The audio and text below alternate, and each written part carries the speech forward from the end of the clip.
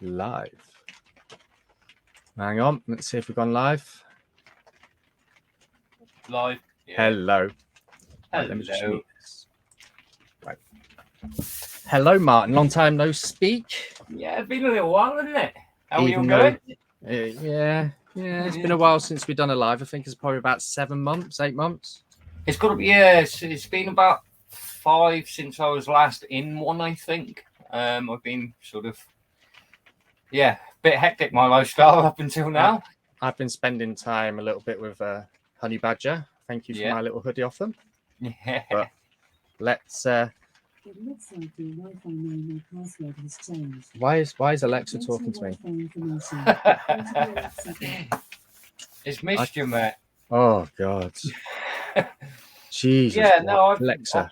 I've changed job and we've got all that house thing going on, and then I caught COVID, which was nice.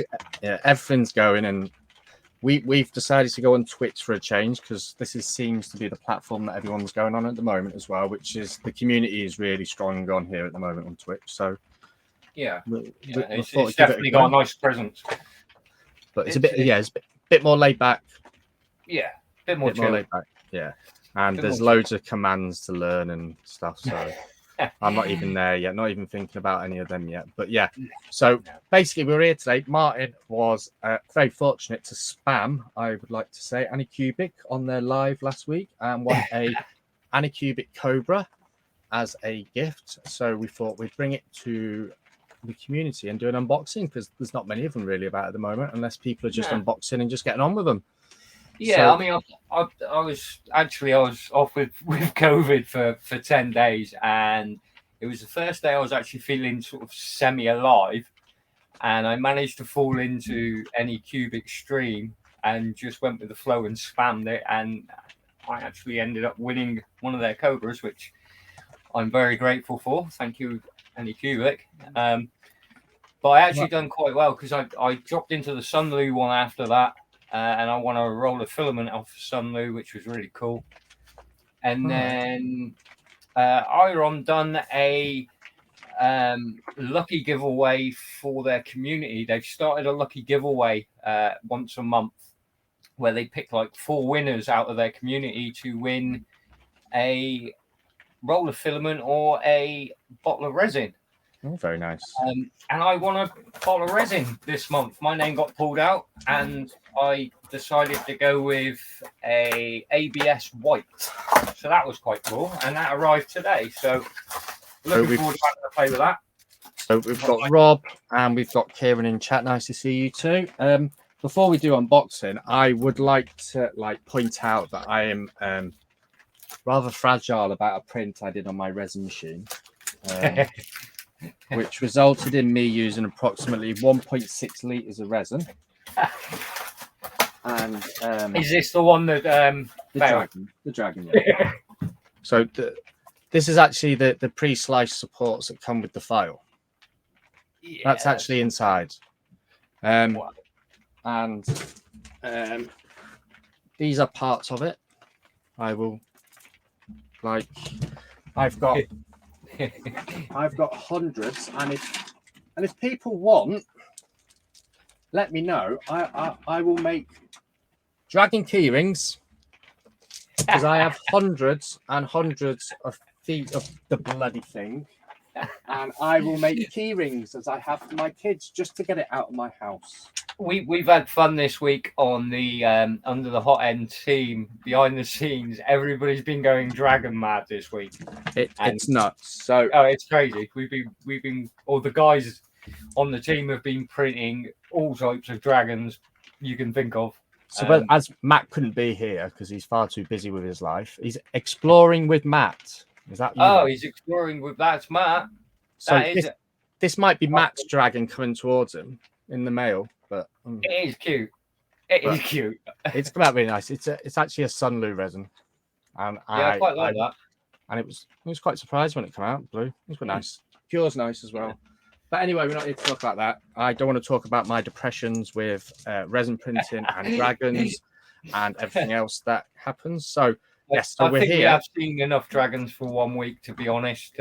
Sorry, guys. To be honest, That's even another dragon. Like, it's just traumatizing me.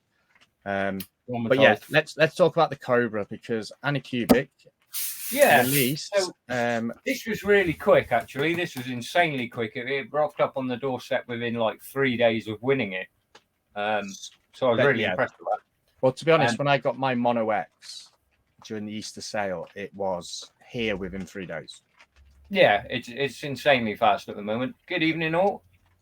Lovely to see all these guys here. This is nice. But yes, so Anycubic this year released, well, about a month ago, wasn't it? They released the Kobra Max, the M3 series of the resins. So the M3, the M3 Plus, and the M3 Max, which I have to say, the M3 Max for £1,000, under £1,000, and that build size has to be the best value for money. It's like my Mono X would have been under £300, and that is at the minute 192, 120 by 245. There isn't a 4K print of that size. No, they're doing crazy deals at the minute, and I'm actually liking the sort of way they're going with it, because they're actually being so competitive at the minute that it's making it very difficult to move away from them. In fairness, we was actually talking about this the other day, James from Honey Badger, and that, and he was saying how competitive Anycubic have become in the market, and not just with resin printers, not just with FDM, with everything. Even with the filaments and their resins and things, the prices have got great. So they're definitely a contender to keep an eye on. So this printer is it has Anycubic level Q. So smart leveling, a large touch screen, and a spring sheet heated bed, and fast printing up to 180 millimeters a second. Has a 25-point automatic leveling, a print area of 51 square centimeters, filament run out detection, 0.4 nozzle, high-end nozzle temperature 260, hotbed 110. Control panel is for 3 inches, Z-axis single threaded rod. Okay, so it's not dual axis. It's a single Z. Okay. I like the look of the hot end assembly on it. I'm quite happy they've kept with that screen on the side. I think that's quite a nice little feature they've got there, to be honest. The maximum printing speed is 180 millimeters a second. Average speed is 80. So that's not bad for an FDM printer. Yeah, it's an average sort of. And even say it takes 10 minutes to assemble. So Martin, you should be able to do it in 15. I could possibly do it in the half an hour. I don't know. We're just gonna have to roll with it. And it says it weighs only 7 kilograms, so it's very portable. It is light. It is light. So let's be honest. This is pure competition, really. This area for Focus. This is Creality, the Ender 3 area. You've got Elegoo with the Neptunes, the Neptune 2s. The Lot Max, that side of things. The Sharks. Even if or Hornet, not that I'm a fan of that, but you are. But I actually love my Hornet. I do. I'm not going to lie. I've got an Ender 3S1. I've had it since December, and it was down for 10 weeks, and it was down to an issue with the Sprite hot end. The other one I would put in contention with is the Mingdom Magician. Yes. So that's a stupidly quick build, and I actually really rate it. It's so they've released 3 versions of that printer now, haven't they? Yeah, they've just brought out the Mega, haven't they? And if people are very clever and look on Creality Slicer, they will see that there is an Ender 3 Plus coming out, which is 300 by 300 by 300. So S1, I think it's going to be expensive. Yeah, I think it's going to be high on the pricing. But it always seems like there's always a bit of competition. So Anycubic have brought these out. Like Minga brought theirs not long out. That's the thing. Anycubic come out. I think Creality are quite strategical lately, where they wait to see what the prices are and then see where they can get in there. And like resin printers with Anycubic, let's be honest, they've really thrown the ball. Yeah, like that M3 Max. I know 2 people, 3 people that have got it, and it's huge. It's one that I've taken a fancy to, and I'm quite like, I'm on the fence at the minute. I just want to see what's sort of. It's a big print, and it takes 2 liters of resin. Yeah, see, I've got the Form Labs, and that's quite juicy on resin. Have you guys seen the Bambi Lab X1 Bamboo? No, but I'll tell you what I will do. I will Google it, and Martin will open his box. I'm going to open the box. I can't hold back anymore. It's happening. I've been waiting for 3 days to sort of get into this, so it is now time. Oh, a Core XY. Oh. Okay. Oh wow. Oh, so we got a bag in the box. Okay, while you're doing that, I'll talk about this Bamboo Lab X1 series. Wow, it comes in 4 colors. It's got a filament holder on top, which can hold 4 spools of filament. It's dual ABL. Yeah. Oh wow. Okay, so we've got. But that's got to be expensive. Quite an extensive. Okay, that's cool. This is the accessory pack, and they've actually given you a big bottle of grease, which is quite cool. That's a new one. Yeah, I've had them with some of the quality ones lately. Oh, have they? I've not had anything that's had that in, so that's. Oh, it's got some mini snips, plastic scraper, few tools. I will apologise now for Martin's camera. He is in the process of moving, and they are.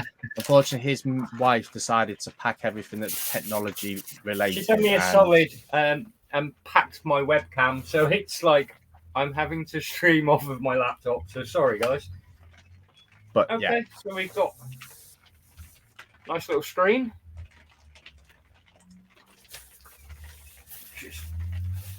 Yeah. That Bamboo Lab printer looks nice.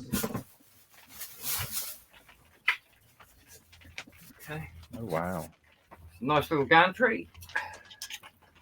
And it can send you a message as well. Oh my god. 16 minutes to do Benchy. 3 hours to do a dragon.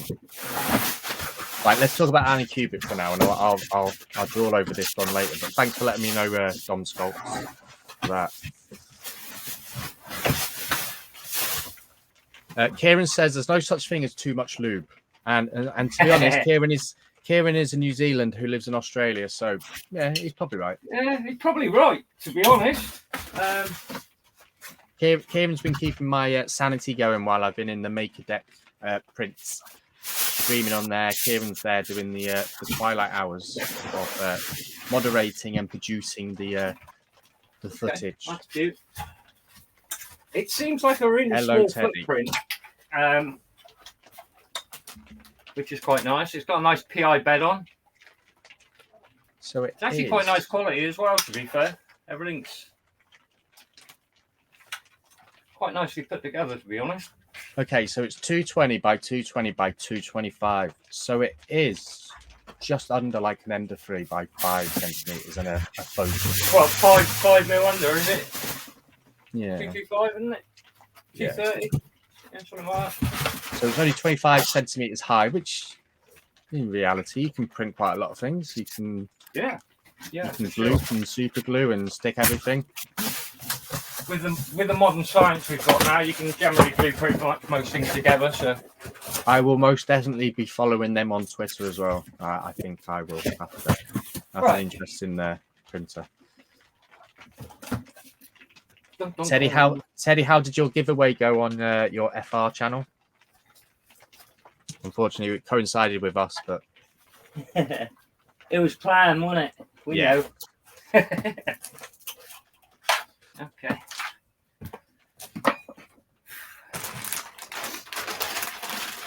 So basically, over the next week, I will be chucking a lot more up about how well this performs on the group, and trying to show a bit about what it's like or what I feel about it. But so far, everything seems actually quite nice. I'm really liking the PI bed. So Teddy, yesterday I think he posted about the M3, the Anycubic M3 resin printer, their entry one.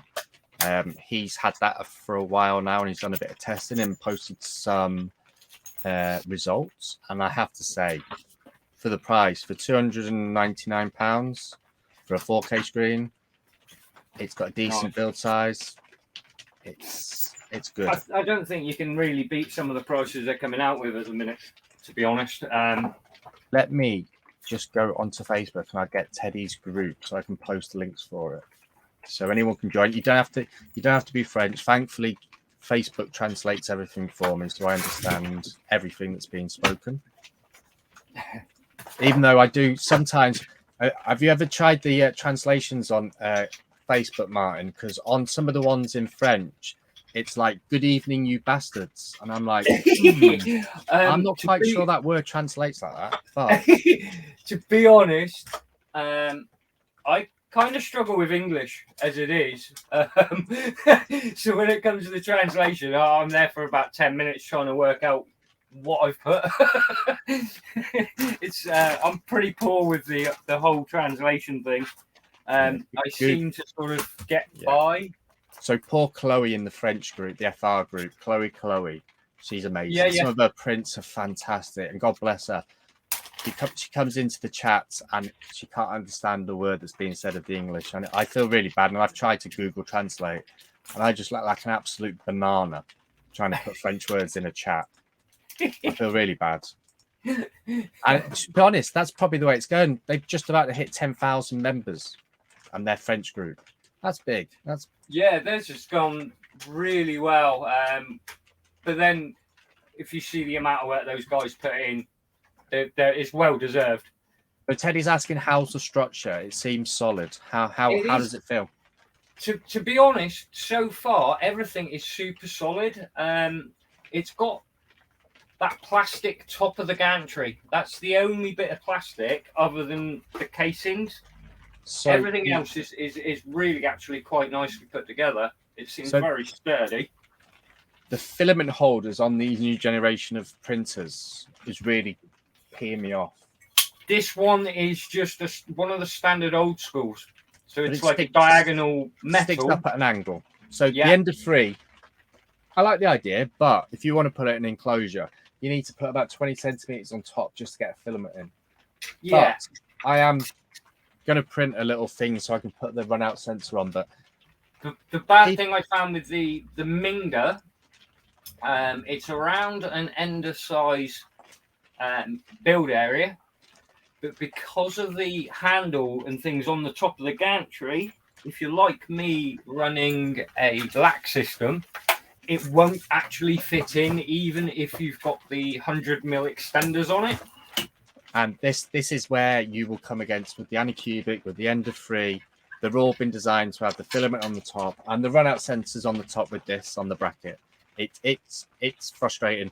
Like with the Focus, put your 4 screws in, you can have the filament hanging from the top or wherever you want to put it, and it prints really nice. I'm still a huge fan of the Focus, purely for ease of print and maneuverability. Yeah. It fits in my lac setup. It fits in the boot of my car quite happily. You know, I've got a small. Most of you have seen I've got quite a small sports car now.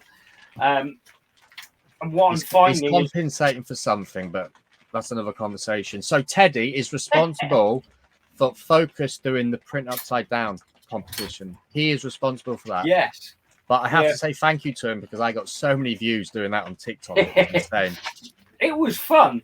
I enjoyed that because seeing some of the prints that come off it, I was actually like, yeah, that's cool. Sorry, excuse me, I'm big. I'll put Martin big so you can actually see more of the printer.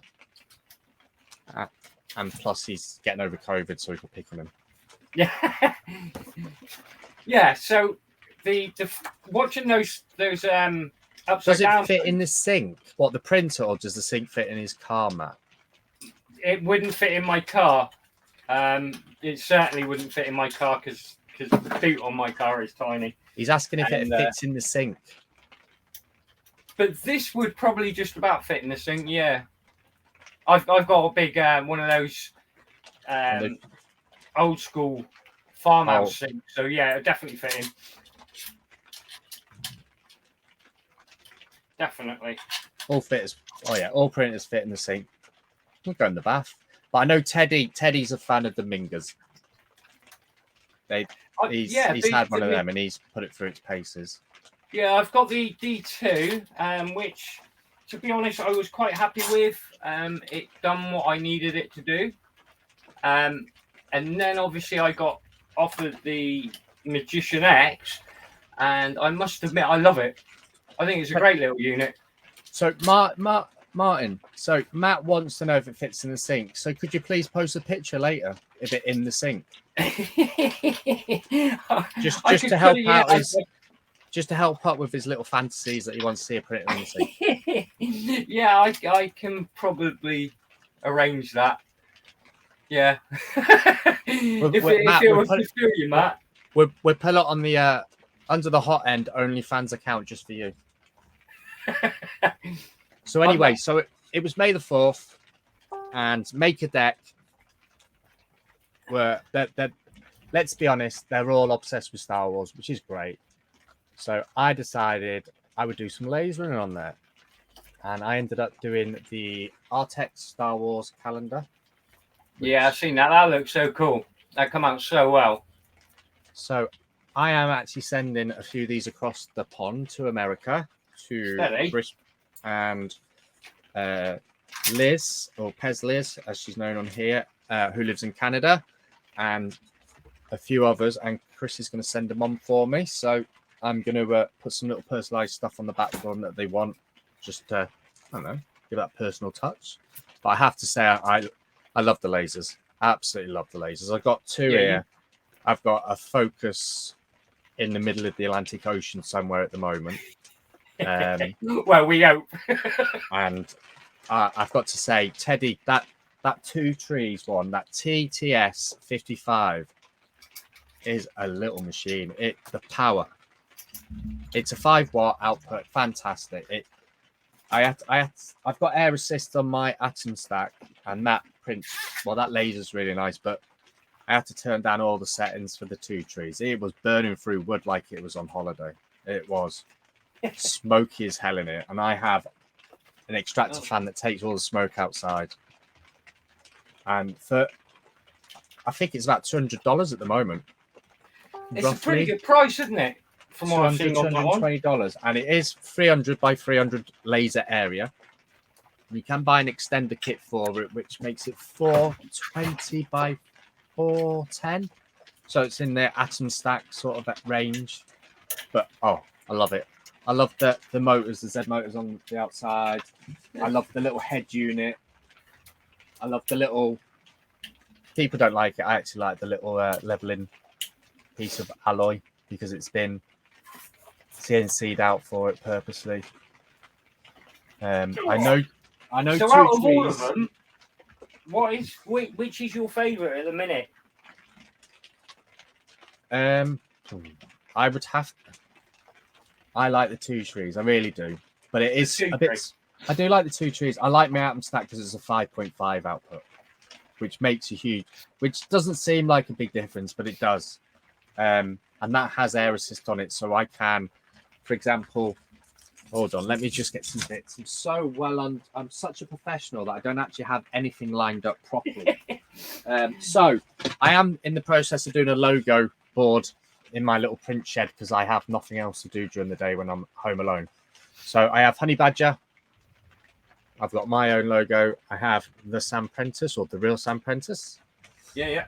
I have Akuma Mods. We all know Akuma Mods. An absolute, the resin god as he likes to be known. We've got Tripod's Garage John. Love his stuff. And the only one you ain't got up there is under the hot end, I bet you.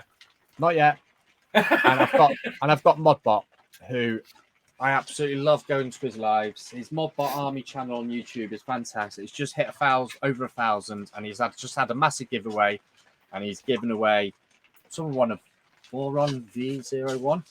And the actual main print laser I did on May the 4th was this, which is 27 centimeters by 27 centimeters.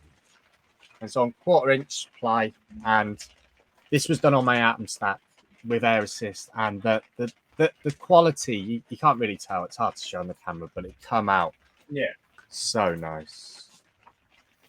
It's that's cool. It comes with like a for cable management on this, it comes with an actual cable clip that you screw into the Z rail frame. Every time I go live, it always rains. Always. So yes, cable management. I think the Ender 3S1, that cable management is so much better. And I know you can buy the Sprite Hot end to replace on a standard Ender 3 or a Smart or an Ender 5. There is the luxury to do that. I think it'd be a bit of a ball breaker, but you can. It is a bit finicky on this wire sort of hold because you've got to get it to come down and screw into the actual frame bit. That is very true, Kieran. It hasn't rained for it rained 2 days ago because I left a whole load of washing out on the Maiden and it's still out there. So that's been washed twice by God and once by me. And before that, we didn't have rain for a week. So yeah, we're probably due 2 weeks of rain now. My sons have got a tournament on Sunday, so they're playing at Southport Football Club's home ground because we're part of the grassroots team there. And my youngest son, who's 8, is playing for his team in their first tournament, which would be awesome. And I coach my 10-year-old son's team, which is an under-11s, and we have our tournament on Sunday as well at the afternoon. So Sunday's going to be a busy day. So I'm going to have to put a nice big print on for Kieran to keep a watch on for me on the Maker deck because he has nothing else to do during the day or at night time. But yeah, I'm really excited because my 8-year-old, we just played in the friendly now, and that's why we're a bit late. We literally train next to where the ground is, and he's so obsessed with playing on the grass there, which is amazing. Yeah. You know, it's all those little things that, you know, he'll remember when I'm 90-ish. or sort of. What, playing in the grass? Yeah. So we got Bio Nick in here, or Nonfam as he's known on YouTube. Nonfam. Yes, he's everywhere. He is everywhere lately. Good to And see one it. of these days, Nonfam will come on one of my live streams because he has Yeah, you got to come on and join in. You got to join in with us. If anyone wants to come in, just ask. I'll send you the invite. Yeah, I've got no interest whether it's anyone who wants to come on. If you want to come on. Let's have a. As long as we keep it semi-clean, we'll be all right. Shits and giggles. Let's have a bit of fun. But Nonfam, you will come on here one day. I assure you. You were my you're my Raspberry Pi and my Occuprint because every time a fail happened on my YouTube streams, you would tell me. And you can't get hold of Raspberry Pis at the moment, so Nonfam is priceless. Okay. Yeah, so basically, this is there. I've got to screw the front screen on and the Right, I am going to point out the obvious. That stepper motor right at the back is in exactly the same place as on the Ender 3 and the Soval 01, the Pro. That is the same as the Mingda if you had one, except for that's got 2. Tell you what, that factory is exceedingly busy making all these printers. Yeah, they must be flat out, mate. Unfortunately, like FL Sun are struggling at the moment because they got their V400 due out soon, and they've got loads of COVID restrictions in place at the moment. So they're really unable to keep people updated with new pictures or new videos or whatever. But they've got a massive competition going on at the moment, and you can win up to $2,000, I think, if you win a new V400. Let me find it, and I will put that in the chat because. Unfortunately, it is a benchy print off, and the rules are quite specific. Oh, the speed benchy? Yeah, and it has to be printed at 200%. It's got to have a certain percentage of thin film, a certain percentage of lines and whatever else. Yeah, it's got to be certain infill and all sorts, isn't it? Yeah. Yeah. Let me find it. I will put that in there because I'll share it for FL Sun because, to be honest, they're awesome. You know, we've got... I must admit, that's one machine that I'd really quite like to play with is the That's well, the FL Sun style of printer is something that I've not really sort of ventured into, to be honest. We've got, so if people know who we are, so I'm this is Martin. He started under the hot hands. I'm Carl. I'm his right hand man. Well, he does everything. And then we've got 3D Mechanics, who is our on-site designer, who unfortunately is a little bit struggling at the moment due to an iPad damage. And we have Matt, who's part of the team now, who is actually getting some designs out there, and he was responsible for the Focus coins, Maker coins. Yeah, he's just done another one for. Oh, speak of the devil, here he is in chat now. 3D Mechanics. Hey, yeah, Matt's just done another one for a project I'm working on with Sunlu at the moment. So hopefully, let me get this in the chat soon. Because who doesn't want to win a few $1,000s? That's American dollars as well, Kieran, not Australian. So basically, that's that there. That's me. I don't even want to ask how much it would cost to ship a V400 to Australia. I think it is. I'm actually thinking that one should be in there, but Bionic, I will hold you to that. He will join eventually. I mean, just come on for laugh. For nothing else, just for a bit of a giggle. So let's be honest, this has only got one. Let me see. Yeah. No. Everything else at the moment has double. Yeah. Yeah, I'm quite surprised, to be honest. We've gone back to a single Z, but there's obviously a reason behind it. It's not a big printer, let's be honest. So. No, it's more like the old school Ender 3, isn't it? Which was a 1. Like the Ender 3 and the Ender 3 Pro was a 1 there. I tell you what, when it's raining, I keep thinking I'm seeing drips. I tell you what, my mind is going wild. Feel my head in. Tell you what. What's kind of nice is instead of the standard 3D touch leveling system, they've gone with a proximity probe. Yes, yeah. Which is quite cool. I kind of like the proximities because they're quite compact and you haven't got that extra moving part that generally snaps. So this is the printer that is potentially before the Viper. So in their market, so you got this, the Viper, and then you got the Kobra Max. Yeah, which is the big brother. Yeah, that thing is massive. I did look at that and I thought, cool, that's quite nice. And then I looked at the sizes and everything else. I thought, actually, that's quite big. And talking of the Kobra Max, Sam Prentice is actually printed on it now on MakerDeck. Kieran, do you want to put the link in here for MakerDeck and just share it out? Because what the community is about. But yeah, the Kobra is like what? 40 by 400 by 400 by 450. That is so we're up in the realms of large CR10, aren't we? Oh yeah, really. So sort of. My CR10 Smart is 300 by 300 by 400, so that dwarfs that. Yeah. My Anycubic Sharon, I think that was Matt. You'd probably know on that one. I think that's around the 400 mark. The Sharon, they're a big base. So is this built now? Was that it? 4 screws, 5 screws, 6 screws? Yeah, basically we had 4 screws for the gantry.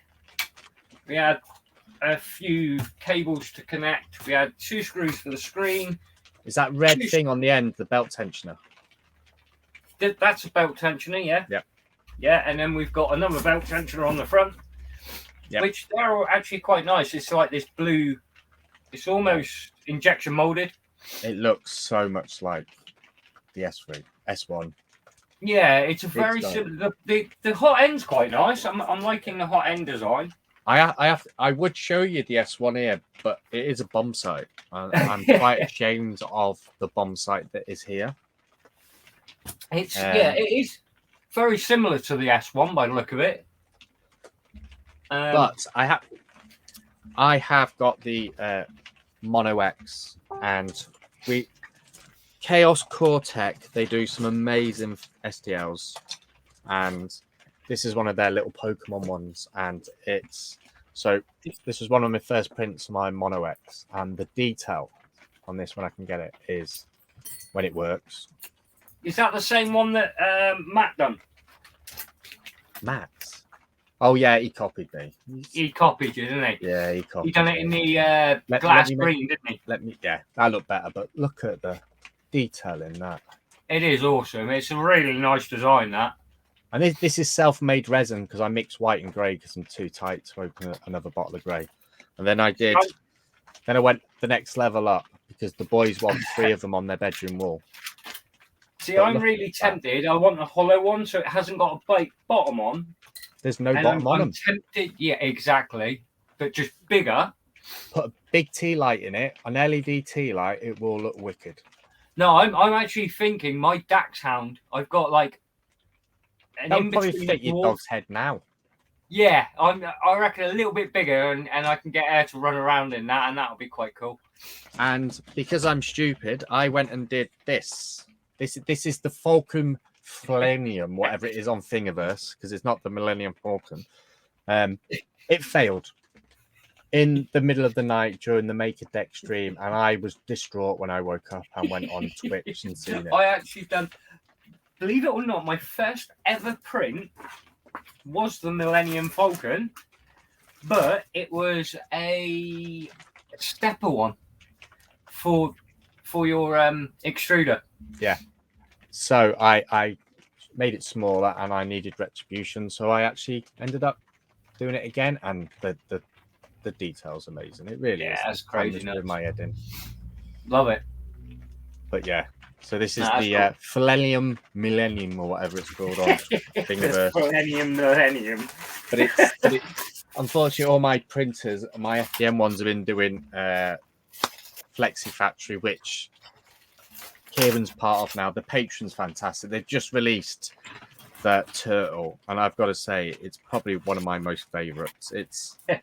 It's very cute, which is, I'll try not let people see personal details of people send, but that's the Flexi turtle.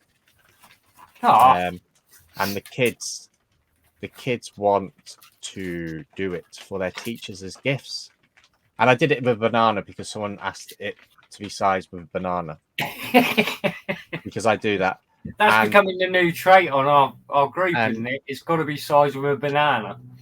And because whoever watches Loyal Moses streams know this about his little horsey that was done by Chaos Core Tech. I have sliced it and I will be printing it soon on my resin. And that's awesome. I can't wait to see that. I've seen so many nice ones in their Discord already. They do give you a sample of filament, and that's what I would say is the downfall. It's 10 meters in no spool. So in no spool or nothing. That to me is a bit of a downfall, but it's enough to get you going, I suppose. To be fair, what they add with it, if that's the worst thing about it. If I told you what that turtle was doing with that banana, I would be banned from all streaming sites forever. And only fans would ban me too. Unfortunately, right, James from Honey Badger hates turtles. He despises them. So I just put it on a banana just to show size, and I posted it into a group, and he hated it, which is fine. And Matt German said he would probably eat it, but everyone that knows Matt German, he would eat anything potentially. Yeah, Matt probably wouldn't leave it for long. Let's be honest. And to be honest, I am going to Matt's wedding in June, just to see what the best man speech is like, because I could expect it to be quite interesting. I haven't told Matt I'm going yet, but don't tell him. Who's doing the speech? James. But I was meant to give my notification that I was going to be there by the 1st of May, but I am going. So this is recorded to say I will be going. I just haven't told Louis. I just haven't reserved yet. Or haven't told anyone that's going yet. And I've been told I've got to go. So my wife's driving me there because I don't drive for 2 hours anymore. So that'd be fun. To answer Teddy's earlier question on the actual quality of this, I would actually say it's probably one of the better that I've had recently. Because some of them have got a lot more plasticky and a lot sort of not as stable. Yeah, I would say there isn't a bad thing with everyone using the same frame. I've got no issues with that because obviously we know it all comes from certain factories and they do everything else and do this. The Soval have used the Ender 3 S1 frame, which is fine because it is a really good frame. Apart from me having it down for 10 weeks and waiting for a new replacement hot end, it prints marvelous. And people will say the Ender 3 S1 is a waste of money, it's crap and everything else. Matt doesn't like it. I would say the only thing with it... He keeps trying to sell everyone his S1. But I don't want it.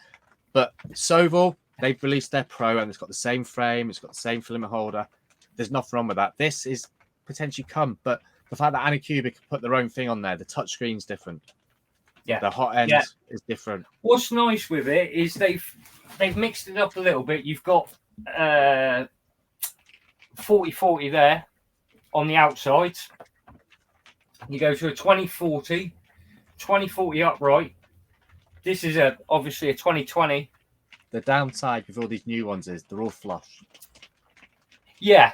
So if you want to mount a pine cam anywhere, you're going to have to do what Matt's done and print a pie case that's got an arm coming off it. The nice thing with this, you've still got the V-rails on the side here. This is still V-rails, so you could actually mount in there. So they're smooth actually on the Ender 3. That's smooth. But these rails here are actually V-rails still, so you still actually got used to those, which is quite good. And then the only bit that's a bit different is this top part here is plastic, which is a bit more like the Minger. It does say that actually. I think it's a sort of plastic cover. Yeah, but that's to keep the weight down. Let's exactly. So obviously with Focus being the folding printer, as people and they do push it that way a little bit because it just folds up and a couple of screws in it and it will print. And let's be honest, everyone's Focus will do that. It prints nice. To be honest, I think the Focus does exactly what it says on the tin, and it does it well. And I think that's why everybody's starting to try and raise their game that way, because it's come out the box, you put it together within 5 minutes, push print, off it goes. Yeah, but this because it can print potentially 180 millimeters a second. That's the way the printers now in the FDM market are moving towards. No one wants a printer that can do 20 millimeters a second. No. I mean, the Ender 3... The Core XYs are all out there now. Let's be honest, more people are bringing them out. We know Focus are bringing one out, which will be available November time. So we've got the Jade logo coming out pretty soon. Which has been delayed a lot, let's be honest. But it from has. updates on their group, they've made some huge improvements to what people have actually paid for. And everyone's going to so another James I know has got a print farm. He thought his Voron could be quite a workhorse for him because he does have a print farm, and he was a bit disappointed with it. Right. It weren't so stable. I don't know, because if you want to benchy, you can do in 5 minutes on a Voron, great. But what's the quality like for if I was selling my prints, would I sell them off my Ender 3 S1? Yes. Would I sell it off a Voron that's done it at 500 millimeters a second with all the acceleration it can do? No. Because longevity is not good. And I had a conversation with Matt Farmer today, Akuma Mods, on his. And people will pay, if you've got a print farm, will pay for the price of a Prusa. Because it's a workhorse. Stable. And if it goes down, you've got access 24/7 to them. If you buy 100 Ender 3 S1s, they will break down. Hi, Stephen. They might not work 24/7. They might not work. We've got Forge World at work. Welcome, Julian, as well. And they're stupidly stable. They're not running great speeds, but Jesus, they're stable. So I have got an Ender 7.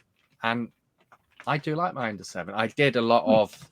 I know a lot of people have had issues with it, and everyone's going towards clipper with it.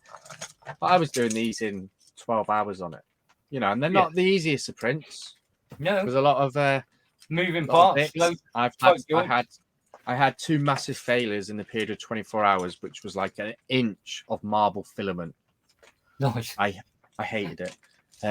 But 12 to 14 hours to print that on an Ender 7, not bad. Takes 24 hours on my Ender 3.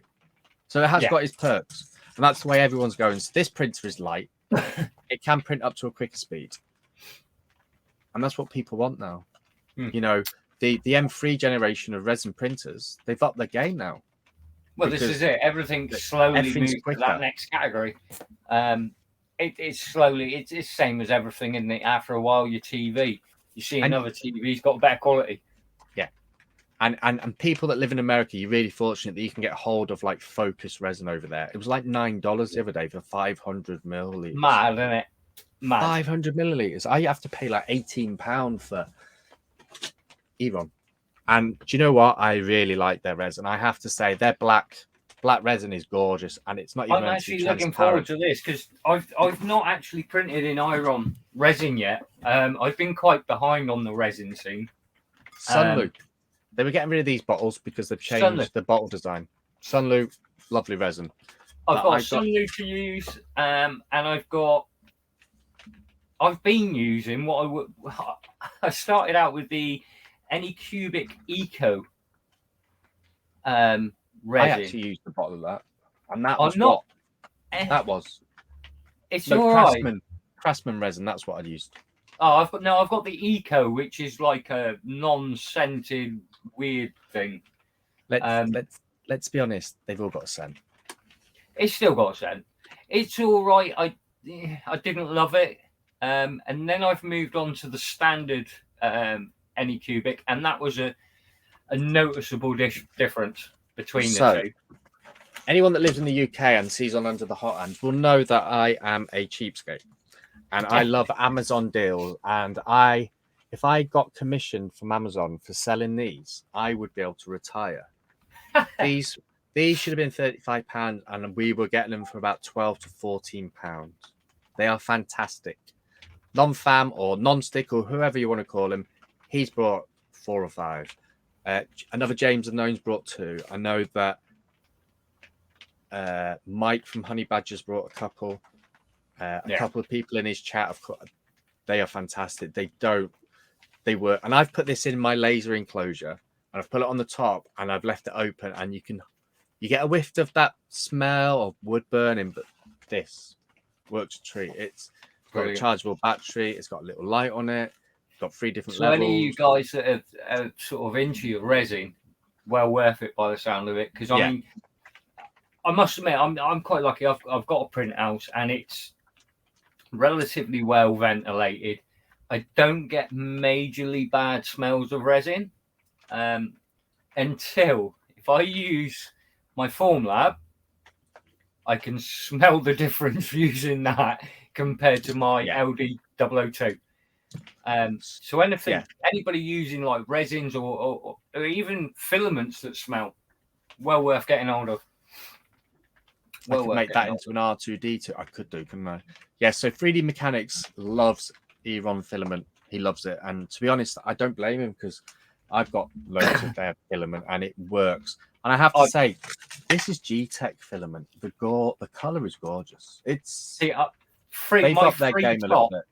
To be honest, my free top at the moment is Iron, Sunlu, and G-Tech. G-Tech filament is one of the first filaments I ever used. Because way back when, I actually done a heck of a lot with G-Tech when I first started. And I ended up going through about 40 kilos of G-Tech in no time, and it was awesome. Everyone out the tin worked. Yeah. And everyone. And G-Tech's white PLA, I think, is the best filament for lithophanes. It has got one of the best shines to it if you get it bang on. It gives a out of lovely wool. blue little tint to that light. So it's like, you know, you get a different light. So you got the warm and the cool. It looks It cool. is so nice. And it So makes if anybody hasn't tried it, I would definitely. I'll try and get some sort of deal on. I'll have a word in the next couple of days and see if we can get a G10 deal on. I need to do some research on resin really for lithofames. I really want to have a go at doing that because I find the white turns a little bit. Yeah. And with it being warmer and a bit more sunny, I am doing a bit more curing outside. So I'm putting things in the sun like these. These were, I washed them, and it's water washable resin, but I washed it in my IPA and I leave it outside, and it's cured perfectly. They have come out cracking on those, to be honest. And I think anybody who's got that opportunity, while the sun's out, actually use it. Cure it naturally, man. Cure your resin prints in water will stop them discoloring. Okay. I will speak to you privately about that. Send me a message or send me a whisper on air, and I want to find out more about that. Because Matt Farmer, Human Mod, says 6 minutes wash, 6 minutes cure, which a nice baseline which is to what go I've always gone with, about 6 wash, 6 cure. And I did some lithofanes at Christmas time on my resin, and they come out really nice. And I put them in for 6 minutes, and I put it in for 6 minutes to cure, and it went discolored. So put it in water in a sealed container outside in the sun. Or is it in water in a wash and cure? Because that'd be a new one. I haven't tried that. Plate on the MT. Okay. To be honest, that would magnify the ray, wouldn't it? The UV in the water. I have to try that. But yeah, that'd be interesting. That could be a new try this week. Excuse the dirt. I'm lazy. I haven't cleaned it. But Matt Farmer, this has been outside, by the way, so I need to clean it. So this is my little resin wash. So when I do a resin print, my build plate or whatever's on it goes in this first. And I only have to clean my actual wash station maybe once a month. It makes a huge difference because that can just be binned, or I can just cure it. Wash, doesn't it? That first dip in, you can see it instantly just cloud your whole water. I don't use wash and cure. I manually wash in acetone and then cure in water. Okay. You're going to get it powered up, Matt. Matt says get it turned on while we're doing this conversation. So I can get it turned on. I'm not going to be able to slice anything or play around with anything too much tonight. There might be something on the SD card, a little thing to print. So we'll get one done. We'll get something done. Acetone, but I will definitely, what I will be doing this week, I will be definitely posting a few things because I'm planning to start a project this week anyway. So my thinking is I'm going to get this to actually run the entire project. So that is the plan. Cheap as well. That is the plan. I pay about £40 for 5 litres of IPA 99%. And acetone is £7.90 for a litre. So we're saying wash in acetone, are we? Okay, I'm gonna have to. I've actually got another wash station coming next week, and I'm gonna get some acetone, and I'm gonna take that. Works better for me than isopone, and because I manually wash with hand. Yeah. Well, I have a little ice cream tub here because I like to recycle things, and I do have. By the way, it's all clean in here, so I do have my little scrapes in there. But I have my favourite tool in the world, which Matt Farmer raves about. This helps get stuff off your resin print build plate. I love it. But I do have a toothbrush. I actually have this. I don't use it myself, but I do. I use that. I put some IPA in it, and I clear the resin prints inside. So I flush everything out just to make sure. And I was looking for super glue last week, and I've just found it. Funky Anycubic theme tune. Acetone works better. I haven't got my glasses either. I'm going to have to try this now. So how long do you wash it for in the acetone, or do you just leave it in the acetone to cure? Oh, I like this. I like this idea.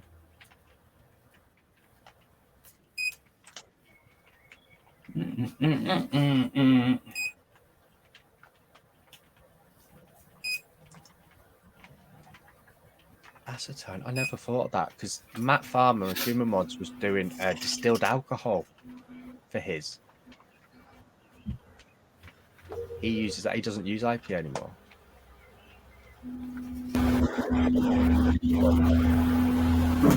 Okay, so it depends on the model, but never leave it in Okay, too so long.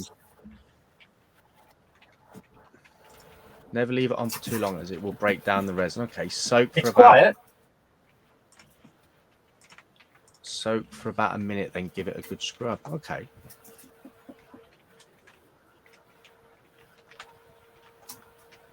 It is very quiet, this. Well, I heard their little funky ringtone that started up, in a bit, but and that's it. I've just honed it all.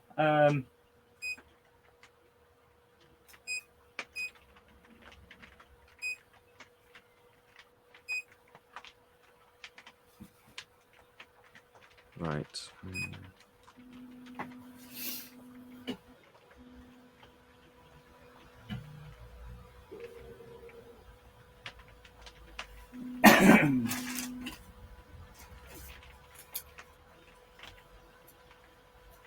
So Matt Farmer wants to come in. All right, I'll send him the link.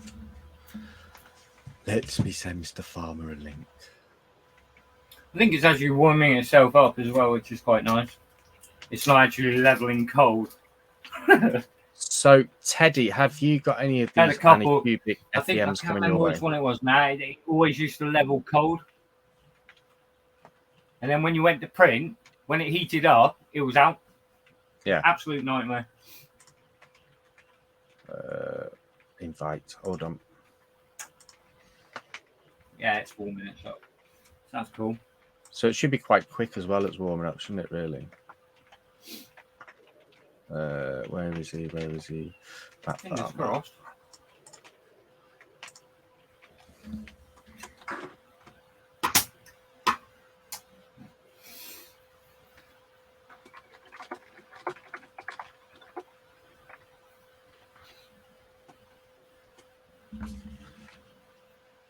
Oh. Like looking at that. The You'll be shocked at how much easier the print's clean. IPA just moves quite resin around and made from it. Okay, I'm definitely going to look at this because I want to find a way that's like so. Digital Taxidermy, the website, the group, or the business, they are good friends of Martin's, and I've got to know them as well.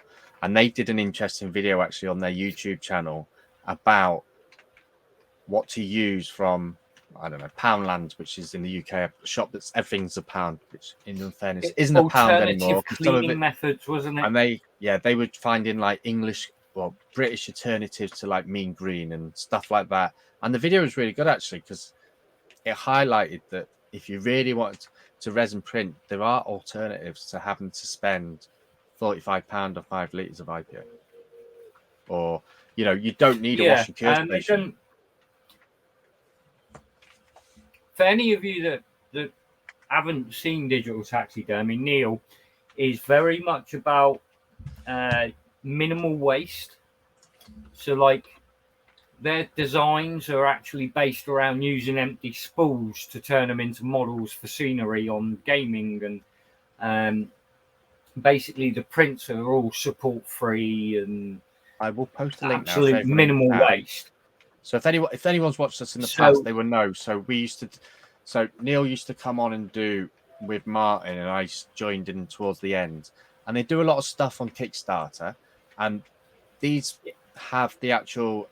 So if you got the S1 dryer from Sunlu and the JO1 and all them, they actually designed with Martin's help and all that a filament holder which fits onto a lax table. It fits onto a wall. Well, that was actually mine and Simon's design. Well, Simon, yeah, I forgot Simon. I come up with that one. Simon helped me design it, and then we put it onto their website. Anybody can download it for free. And it is really good because actually it hit over like over 2,500 views and likes or whatever on TikTok because I'm a bit obsessed with there. But yeah, we had good fun. They're very much about making everything to a minimal budget rather than having to spend a fortune for cleaning methods or model methods or painting methods. Some of their videos. Yeah, so they do a lot of TikTok videos as well, and they do a lot on YouTube, and they do a lot on Kickstarter. And I'm not really into tabletop gaming, which Martin knows, but there's some of the resin prints on there that I've got in my basket waiting to do because they're cool. They've got lots of like old World War sort of vehicles or soldiers, and I actually ended up chatting to 3D Mechanics actually over one of his STLs he was doing for a tank. Yeah. Because he loves like World War stuff as well and military stuff, and I really want to put my resin printers and my FDM ones to like a project to, I don't know, a Challenger 2 from the British Army or a Tiger tank from the Germans military in the 40s and all that sort of stuff. I want to do because I love stuff like that, and I want to learn to paint, and I don't have the patience to learn to paint, but I will.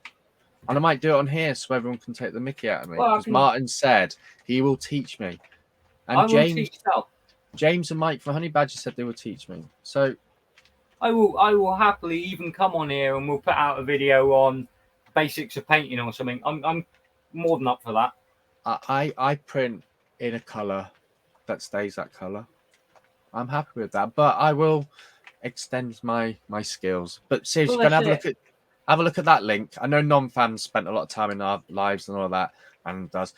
Go and sign up. There's loads of free stuff on there, and you'll get notifications of their Kickstarter. Free models. And we're always about supporting individuals. So if Matt wants to send me his links for his STLs on Colts or whatever he's got it on, send it to me. I'll put it in the chat. Video Mechanics, post your link, I'll approve, or whatever else. You know, this is what the community is about. I've been fortunate, and like Non-Stick or Non-Bionic and everything, they will all go to like the Loyals live streams, and they're fantastic. And he is giving like a monthly support for a select designer, and it's Bugman this year. Filament helps in a printer. So last year it was Fix and Dude. Last month was Fix and Dude, and did the BD1, I think it was. This month is Bugman. And I got to chat with Loyal and that sort of community over by printing Halloween stuff. Actually, I had COVID in just before Halloween. I ended up being quite ill, and I was printing pumpkins because of Loyal's obsession with pumpkins, and the social interaction with them via that was amazing. Do you need to adjust the Z height like on the S1? So how do you do the bed leveling, Martin? Right. So basically, on the bed leveling, do an auto setup. You have got a manual Z as well. So you've got a manual Z adjust, which you can save pretty much like, well, the Mingo is the same. It had a little manual Z. You could adjust it on the fly. The last video I did see on this one, they did do a manual as well as doing the standard. But basically, he adjusted it by 0.2 and it didn't make hardly any difference. So I think I'm going to wing it on this one on the fly with just the auto leveling. And we'll just see if we can print off a standard. Obviously, this week I'll be trying to dial it in a bit more. Seeing what we can do with it. Matt, send me the link to all your STL files, please, mate, on whatever side it is, and I'll share it in here. Because let's do it, because it's not about who does the best, who does this the better, and it's a community thing, and we support each other. The thing with Under the Hot End has always been about basically everybody just sharing, and we're not out to make anybody famous or rich. I mean, but if it helps anybody along the way, then that's what it's all about.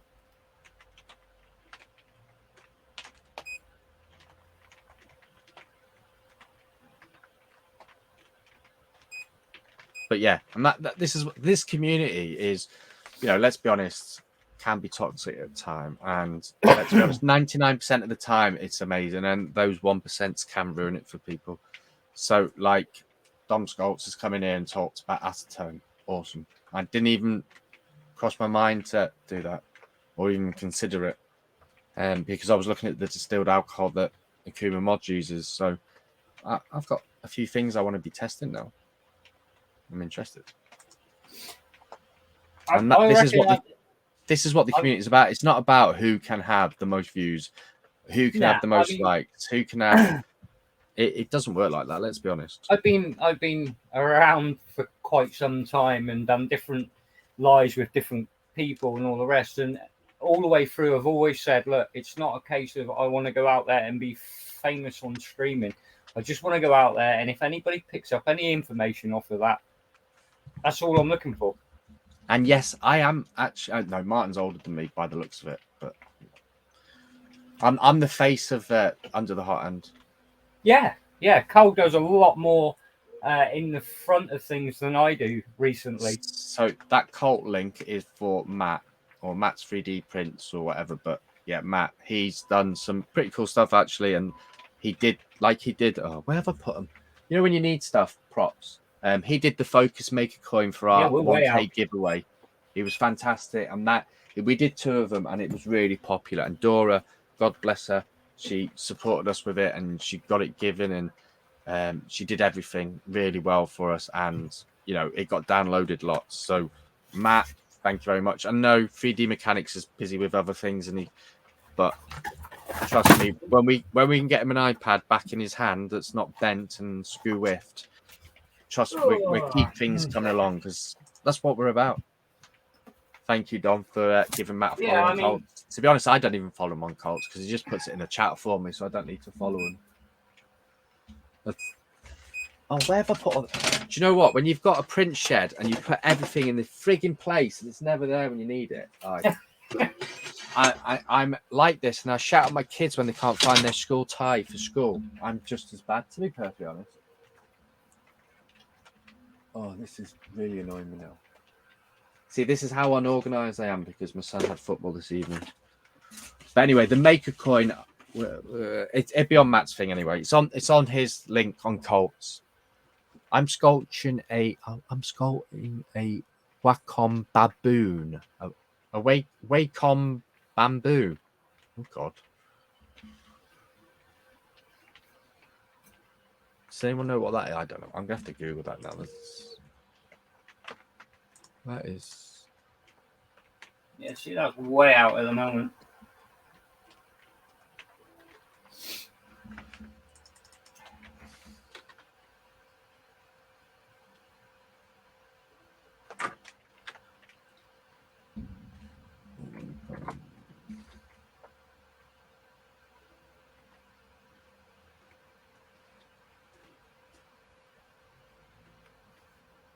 Okay. So yeah. So it's a tablet with a pen. They're not that.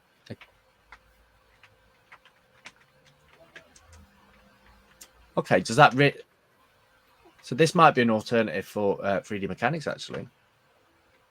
A Wacom bamboo, and they're like on eBay. Yeah, sorry, they're the pen. I'm glad you woke up, Martin. Isn't it? I'm glad you woke up, Martin, because I thought he was talking about a tree. But they're quite cheap actually on eBay. And do they work really well? Do they? Is that what you've got? Me? What did you get to design on? No, I've got a Surface Pro. That was it. The Wacoms are good little units, to be honest. Matt's got a couple of the Wacoms. Honey Badger's here. Yeah, James or Mike, whichever. Honey Badger. So £40, you can get a Wacom 1 medium one on Amazon, brand new. Yeah, no, they're quite good units. Dom, have you got a link to any of your designs so we can just like share it? Oh, all right, James. You've missed me showing the pictures of the turtle, James, so you don't have to get upset. James, if you want to come on, I can send you a link if you want to come on for a bit of a chat. I know you like to talk and just ideal for work from home. Remote learning works with Chromebook Black. Okay. Right, I'll send. Hang on, I'll do it on here. I'll send you it now, James. See, this is how unprepared we are, really. Let's be honest. Oh, for God's sake, why am I don't want to sign in myself. Basically, we have got a bit of a deal as well, haven't we, at the minute for any of our US viewers? Yes. So we know Sunlu's just released the S9 Plus on Kickstarter, and they had a massive like giveaway for the lead up to Kickstarter, and Martin has acquired some discount codes for the S2. And what percentage is it off? It's Is it 30%? 30% for the first 5 US customers with our code. And then basically at the end, whoever leaves good review is in with a chance of a free roll of filament as well. Courtesy of Sunlu, sent direct from them. Your choice. Okay, I'll find you on Twitter anyway for you, Dom Scots, and then I'll follow you on Colts. But I actually ordered the S2 dryer today, and if the wife's watching, it didn't cost that much. So I've got that coming tomorrow because I've got the S1s, and I did a few mods with that. I put a fan inside it and rotated the heat, and it did help a lot. I've sent you the link over now, James. And it did make an improvement. I actually won this. You're going to listen to a massive crash bang because I'm so disorganized. I told you. So, I actually got this dryer from Flashforge. I won it in a competition recently. It's called the Filament Mate, and I've literally not used it. And it just runs off itself. It dries. There's little sachets inside to dry, and there is a little. It's so hard to open, to be honest. That's probably why I've not used it. But it has got a little gauge inside. So I have got some filament in there, and I will show you this. I quite like it actually. So, oh, here he is, Mr. Handsome. Chaps. How the devil are you? Got a little reader there that tells you the percentage and the temperature, and it's got these little corners with. I'm not going to even. I'll break it. I don't want to do a James on live, but yeah. And apparently that's about £25, and you just literally put your filament in it, and it does its job, and then you just stick them in somewhere to dry every now and again. But I quite like it, and you can mount it anywhere. It's quite flat. Get in. Better than nothing. Have you seen the Tig Tag at the moment? They've released their files, haven't they? Yeah, so you can make your own. For the build your own filament dryer. Yes. Well, I think they're doing loads at the moment, aren't they? They've got like 9 projects on the go all at once. Yeah, well, I was involved at the beginning on their belt, and at the time we were going over ideas and projects, and I think they ended up putting out 14 through beta at the time of different things, whether it be from a main board, a dryer, or a printer. It was just everything at once. It was like, well, they've lost 2 units for the belt kit for me. Well, they've I know so Vincent, the main guy. I've lost interest in it now. Yeah, Vincent's been off with COVID for the last month at least. So it's been quite quiet on that front. They've dropped out a little bit at the moment. But yeah, I'll be interested to see what they actually do when they come back. Well, everybody's screwed at the moment, aren't they? Well, yeah. So, like, it's FL Sun, they were saying about they can't get any details or pictures because COVID's locked down their units. Yeah. You know, the other week it was Creality staff and Sunlu. Sunlu staff were working from home, so they couldn't get prizes out. And anyone that's here did win a prize in our 1K giveaway. Sunlu will get them sent out hopefully in the next week. Yeah, I've had a couple of people reach out to me this week on their prizes. They are all aware, and they are trying to get them out. And I am reassuring everybody it is. And it's not just us that's struggling. Like James is waiting for a rat rig to appear, and it's on holiday. Nice. And I like to mention it because it really annoys him. So the country of the Netherlands has had this rat rig since the 23rd. I don't think I'm getting it. I feel like Ray has stolen it, and now I just have to blame an entire nation for his Or Vincent's got it. Or Vincent's got it. Yeah, someone's had it away. Vincent could have had it. Yeah, so they've opened a case with DHL, but I'm not hopeful. If it's not moved since the 23rd, like that's 3 weeks nearly. Direct from there, was it? So it ships from Portugal. Right. So it went all through Portugal and then it shipped to the Netherlands and then it just stopped. So it's interesting that as soon as it went into the country that Ray lives in, immediately stopped moving. And like Jane pointed out this morning, it doesn't travel in just one box. There's like just 3 4. or 4. Multiple. It's 4 boxes. And it's so a Ray's 400. sat there smiling at the minute and you're still there chasing it up. Yeah. It's a 400 by 400, so it's not something that you would lose. It's not small, either. No. Yeah. Which is annoying. And what board were you getting with that? Was it the duet you were going for? No, I think it's an octopus you get with it. Ooh, There's really very little point to a duet board anymore. Yeah. So the reason, so duet originally were and still are to an extent. They're the gold standard of main boards. They're pretty laid back in Holland, Netherlands. That's true. I agree. You know, there's sometimes we have to tell Ray when he's on live to actually sit back up. Or Vincent falls asleep. Slid off his seat. Yeah. So yes, it travels in 4, and the only thing you don't get with it, you don't get the panels. They won't ship the acrylic panels. So I've got to find somewhere. They give you all the DFX files or DXF files, sorry, so you can give it to someone to do. Oh, sorry. I can do it on my Anycubic, me Atom Stack. It's big enough. It wouldn't be big enough. Is it not big? Is it got to be? Oh, it'd be 500. Well, you got to bear in mind that the bed is 400 by 400, and then it's got to be the frame outside of that. So like I don't know what the external dimensions are, but there's somewhere between very large and large. It'd be on a crate on the front of someone's bicycle. So what? Big bike. 500 by 500. I might be able to assist you there, James. Well, so it's a 400 by 400 bed.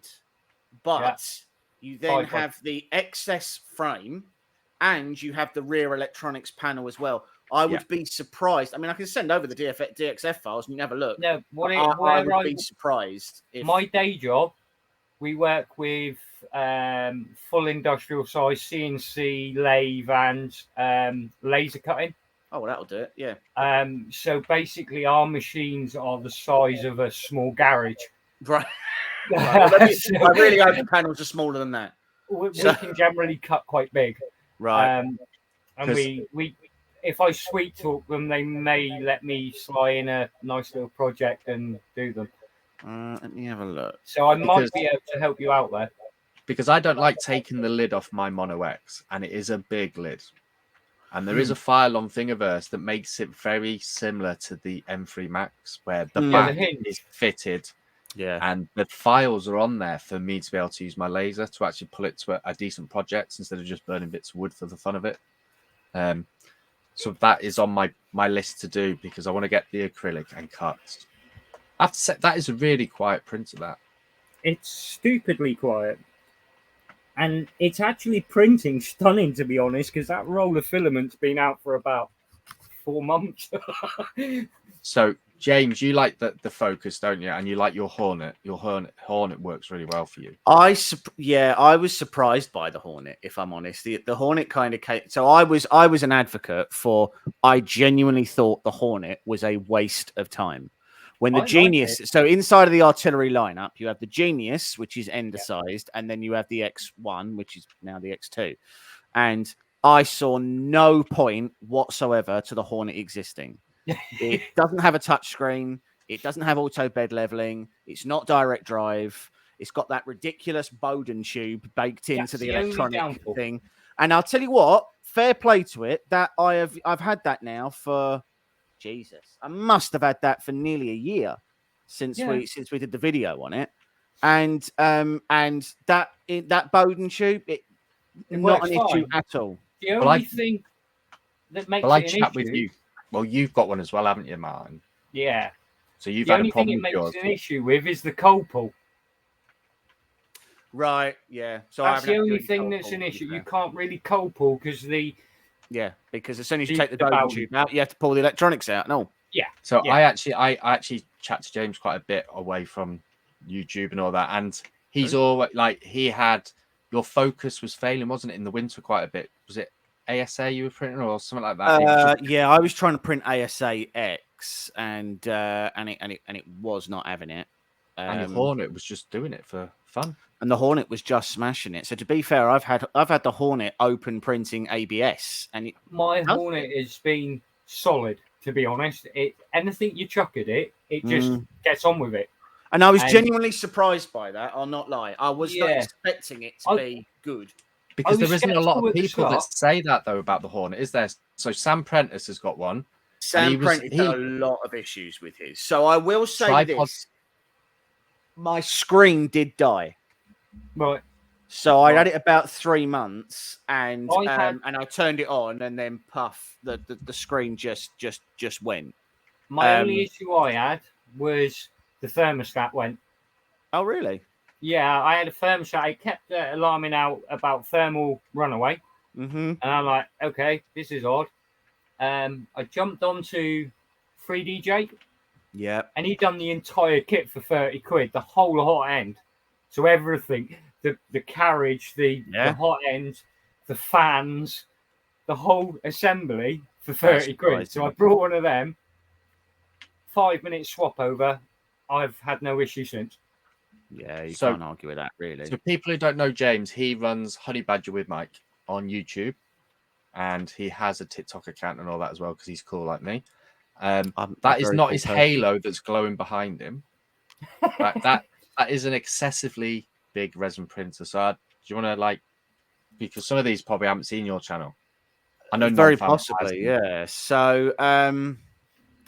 So basically, the Opus is Photocentric, who make a very bold claim that they invented resin printing. Effectively, they make the claim that they effectively invented the idea of UV curing resin being used inside of MSLA technology, but up until now, all their machines are daylight resin. This is one of their first machines that is regular resin.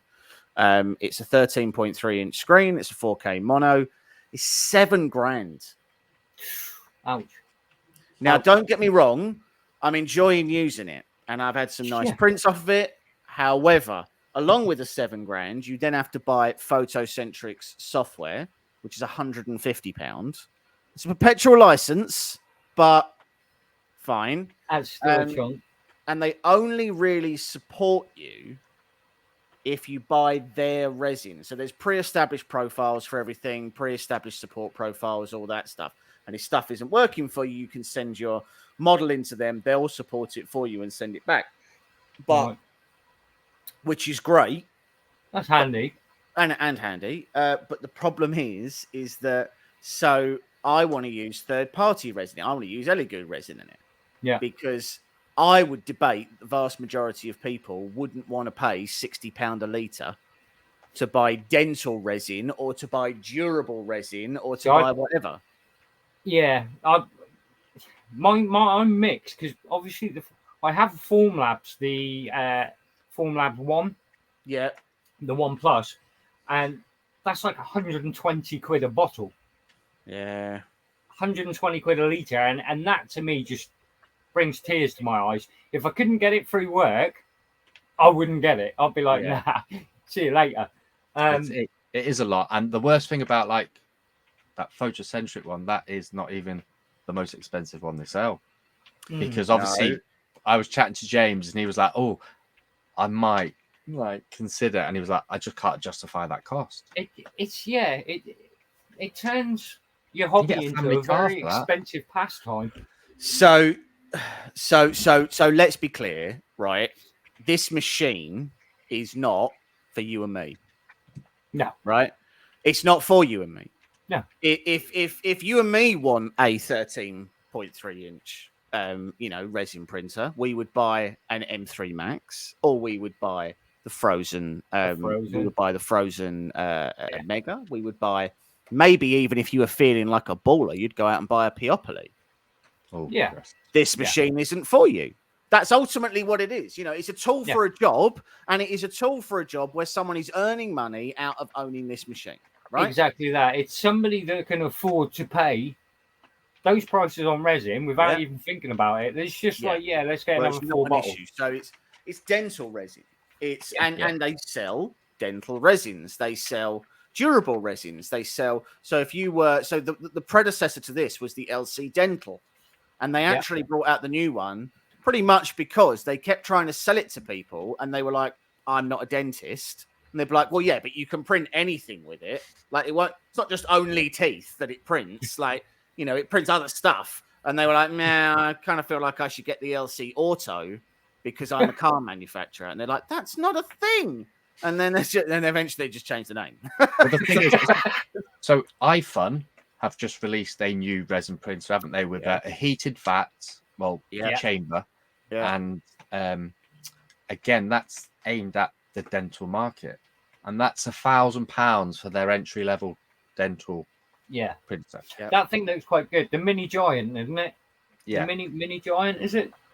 Yeah, They've Mini got Giant two. D89. Well, the 89 is an 8.9 inch, and then they've got a mini that's like a regular 6-inch. So it hasn't got the extra body, has it, on it? No, so the 8.9 has actually got a built-in. It's got a built-in carbon filter. Yeah. So it's not, whereas the mini doesn't. So, but they look like nice machines. I quite like the fact that their doors sort of like go around in a circle. Yeah, that's quite cool. So it's a bit like a TARDIS, isn't it? Like you open it up. Yeah. Like yours there has got hinges. It's got big doors. Yeah, so this one goes up and over.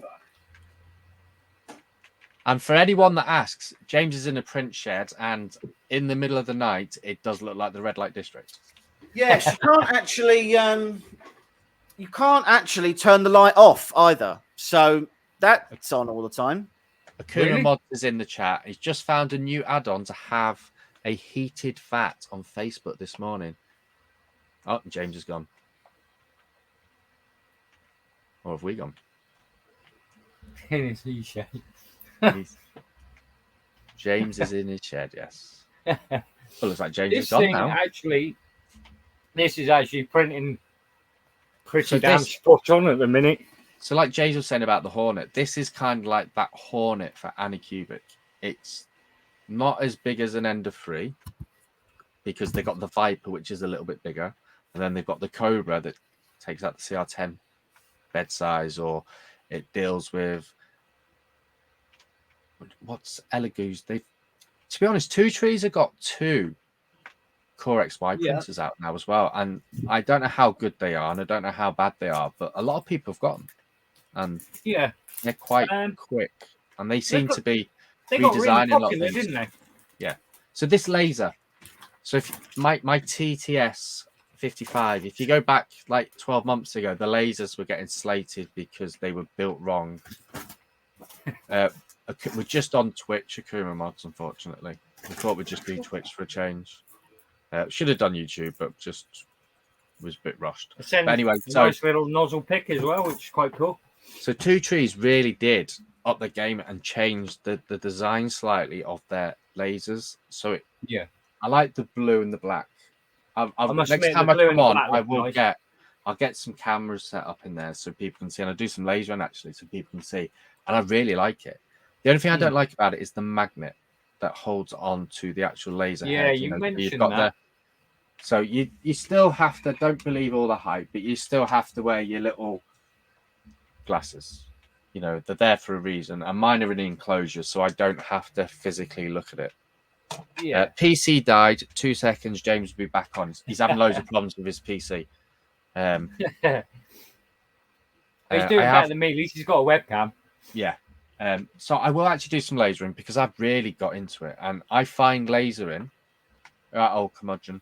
I know Old Curmudgeon's got the Z1 from Comgrow. He's got the 10 watt. I'm really jealous, but while I'm printing on FDM, it's really slow and tedious, and there's no point going fast. I've got my resin printers for a little bit quicker.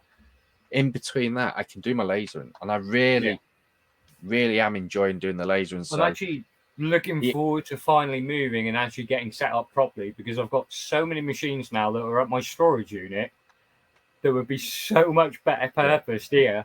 So the Edge of Tech on YouTube has some fantastic videos on slate tiles. So Yeah. I brought these are 2 for £1. You know, so the 50p each, and I've done a couple of tiles for just me and the missus and that, and they've come out amazing. You know, you can Tripod. He's got a fiber laser, and he was doing a lot on Twitch and done bits on YouTube. That's incredible. I've never seen anything engrave as quick as a fiber laser. It's small, expensive, but my god, the detail is just mind blowing. Worth it. But yeah, now I've done a bit on Twitch. I'm gonna have to. I'll do some lasering, because it'd be nice to get a few people that want to come on, like Curmudgeon. He's got his 10-watt output. I know Astro Printer or Liam, he loves his lasers. Yeah, it'd be nice to actually sort of have a sit-in chat as well, and just get everybody's opinion off of it. Because obviously it's the same as anything. All of us have got a different take on different machines, or different, even down to standard FDM printing, resin printing. There's differences between everybody's thoughts. So on Twitch, there was someone called the Free Haven, and I love him to bits. He's so open. Curmudgeon knows him, and anyone else by Nick knows him and all that. But he's awesome. So I've actually been chatting to him, and I'm potentially looking at getting the 2 trees 3018 CNC machine, and it is £135. I'm seriously contemplating getting that, because I think that would be an addition with the lasers, so you can do your that would finish it all off, wouldn't it? Because I'd be CNC, resin, laser. You've got the full house, really. And that's why I like my lasers, because I can do them while I'm doing them. I don't have to touch anything on there. I keep an eye on my resin printers, and you know, I am obsessed with making sure they're fine, because that's expensive. You can't see it until you go out. No, Christ. That's why I put it on Maker Deck, so I can just go on Twitch and go, it's still all right. It's fine. You know, try and get a Raspberry Pi to put OcuPrint on at the moment. It's so hard, but I use Maker Deck as it's the cheaper alternative. Oh, what's that more for me? Well, to be honest, non-stick, he's actually put resin in his vats lately, in his resin printers, which I'm really happy about, because he has got a nice collection. CNC. And he has done really nice stuff on it, and he does send me pictures, and he, I do break his balls a little bit about not using them, but it's nice to see it. You might get that belt printer working one day properly, but yeah. Well, this is chugging away. This is well, I actually mentioned you before, non-stick, actually, because I was talking about these air purifiers. Yeah, and I think he's brought 4 or 5 or something like that. And he did send a picture of a few dotted around him while he was sleeping in his print shed as well. 5. There you go. He's got 5. 5. I don't know what he does with 5. Why stop there? You got to collect them all. They're like Pokemon. Every time I get deals, I send him the links. He's like, "Oh, thanks." It's all right. It's not my money. It's yours. But yeah, buys number 6. To be honest, they're worth having. Let's be honest. Resin stinks. It's not the nicest material in the world, and if you can extend your life a little bit longer, then go for it. But yeah, mate, if it works, it's only a good thing in my mind. If you can notice a difference, it's a good thing. And it's a no-brainer. When you got your housing situation sorted and all that, when it goes on deal, I get one sent down to you. You'll be able to use it with yours. That's the thing about the community. Be support each other. Yeah, exactly that. And the same. I mean, our team behind the scenes is actually brilliant. We're constantly messaging each other, going, "Look, got this deal. Look, got that deal. Has anybody tried this?" What do you do with the other 5 though, non-stick? The other 2 that you've got non-stick. So he says Free does his cabin. So lately he's had a nice log cabin built in his back garden. Very nice, very nice. At his parents' house. That was really annoying. Is that PC still pissing you off? Right. So I got a second-hand mainboard to replace this one. I've just spent the last, I reckon, 2.5 hours stripping my build, which was all cable managed, putting the new board in, Re-cable managing it, put it in, tries to boot, CPU error. I'm like, well, the plate that I have, that it's all in one cooler, but the plate that I have means that you can't over tighten it. So normally when you get a CPU error, it's that you squashed your CPU cooler down so much and it screwed it. But I can't do that on mine, so it's not that. I was like, oh, what's it going to be? So anyway, so I strips it down, take the thing off, and there's like 4 seriously bent CPU pins on the main board because the board that I bought was second hand. So I've messaged the geezer and said, like, you know, thanks, but this is broken. And he was like, oh, okay, you can send it back if you want.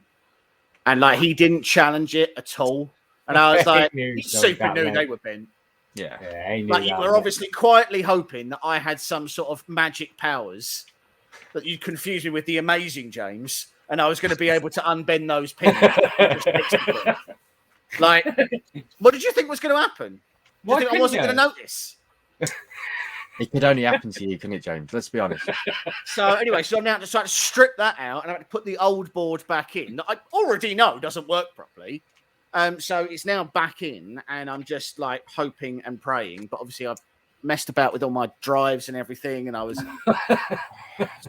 like, it's all back to front now, but it works. Such a kick in the dick. Well, the thing is, there's no point in cable managing it now because I'm going to have to now wait for this knobhead to refund me, and then I could go out and buy another board that'll probably have some pancakes stuffed in it somewhere. Yeah.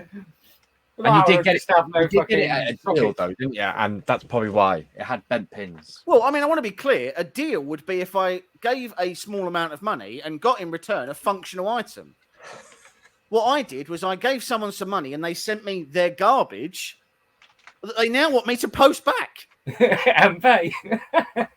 Like, I'm just going to take a shit in the box. That's what's going to happen. I'm going to get shit in the box. The shit's going to have to weigh the same as this main board, so I'm going to do at least 3 shits in it. And then just send that back and just be like, there we go. Funny enough, we were talking the same thing. My mate ordered this part for his car, and he basically got a message off him saying, "Oh, we're out of stock."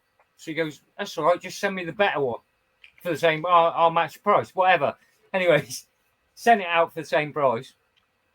And my mate's turned around to me today, going, "Oh, it's being delivered. If it's shit, I'm snapping it up and I'm sending it back and charging the fucker."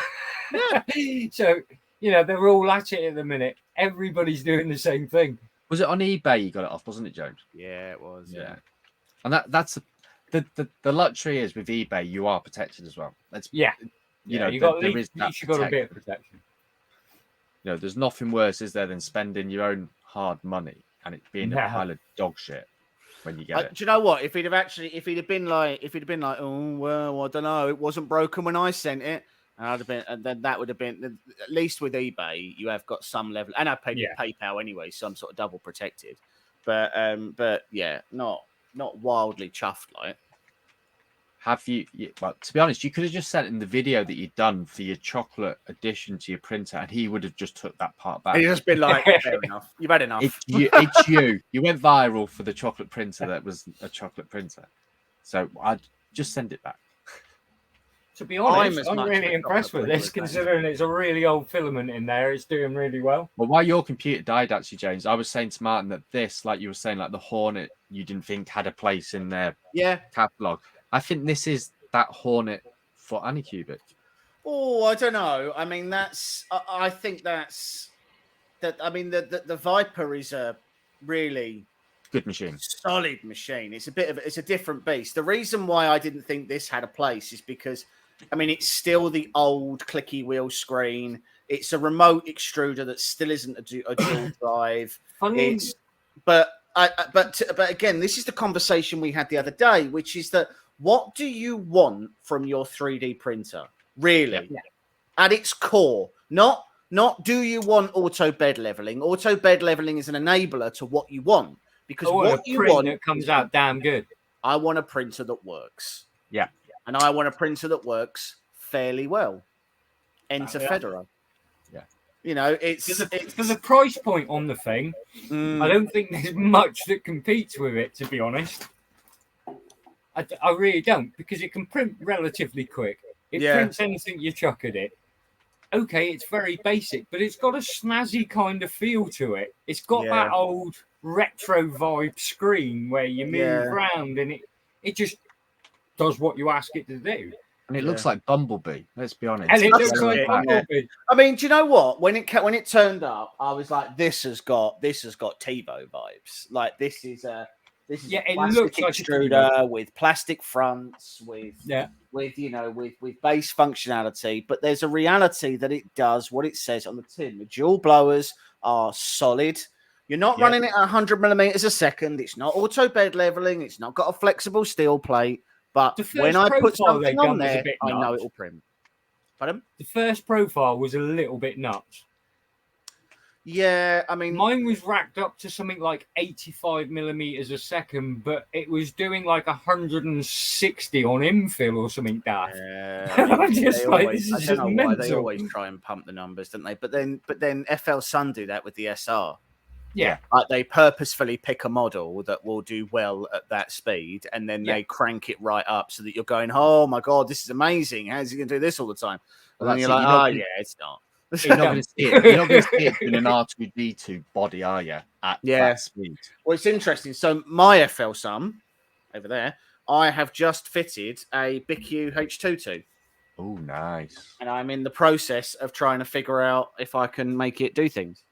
Because right, James has put linear rails on yours, haven't you? Yeah, that And was you, a stupid but idea. you did lose a little bit of the height. I lost a little bit of everything. So I lost quite a bit. I lost a fair amount of Z because he didn't have the patience to wait for the right parts. You just ordered. Oh the yeah, parts screw you that. could get. So I went onto Amazon and I found Two Trees was selling a 3 linear rail kits. I was like, boom, I'm having those. And it didn't even occur to me at the time to go, I wonder how long they are. I just found the ones that were there and then they went on. But the conversation started with James was like, I'm going to do something to my FL Sun today. And we were like, okay. And then and about 8 hours later, we got a picture of it. And he's going, look at this. And we're like, what have you done? He's like, well, I've lost this. No, I've lost this. I may have lost a little bit of this. But you're really liking that printer, though. You do like it. Yeah. So I upgraded all the stepper drivers to 2209s. I put Clipper on it. That made a big difference. I've now put the BQ on it as well, and I've done a linear rail conversion. It's a bit like my Frankenstein. Yeah. So and then I found the aluminium extrusions on Amazon as I had to gently shorten some of the frame. Because that was then too tall for what I was trying to. The aluminium extrusions that I'd bought were about 50 mil too short. Because again, I could have got the correctly sized aluminium, but I didn't want to wait. So, and what I actually lost was 15 mil from the circumference of the bed. Right. So I didn't lose that much. Nah, but what it is because so before where those where your pillars are. That's where you did have the linear rods. Yeah. Well, my rail. So where the rods were is where my extrusions are, and then mounted to the front of that are my linear rails. So all of the pillars are now 10 mil further in. So it can't move. It's not got the same range of motion that it had before. Yeah, I'm with you. So that's why I lost that. You lost the thickness of the rail, really, didn't you? Yeah, pretty much. And then I lost the Z height because I literally didn't buy the right sized aluminium extrusion. To be fair, the linear rails are actually fine because the linear rails don't have to go all the way down because they only have to go down as low as the effector sides. As the sliders do. So the linear rails would have been fine. I just needed 50 mil taller. I end up losing I think I've lost about 30 mil on the Z in the end, which it's not drastic, is it? It's not savage. And the reason why I did it was because of just how damn loud the thing was. Yeah. It wasn't really a quality thing. It was actually churning out pretty good quality prints, but I just couldn't live with the 1980s dial-up tone noise that it was making every 5 minutes. I had an old and when you powered it up, it made, like when you unboxed it on your channel, it was noisy and it moved quick. So, Yeah, it moves. It moved very, very quick. That it made you uneasy, didn't it, James? Not quite as uneasy as the Opus does when that moves. Oh, so that moves. that's So scary. normally they move. So normally a bed plate normally moves at about, I think it's about 150 to 200 millimeters a second, and that moves at 1200. Sorry, yeah, Oh. yeah, that moves, Yeah, moves that's at a lot of 1200. difference. So it just goes, and you go, "Ah!" And so it's like, you go, "Oh, okay, Hello, oh, mate." what are you doing?" And then it stops, and you're like, Yeah. okay, then. And then it moves up, and then it goes, and it goes, oh, it's like Tower of Terror. Yeah, because even I was choking watching it going up, then down, and I was like, oh. And it So I does want to be move. clear, like you can buy these now, but only just. Like this is the first batch.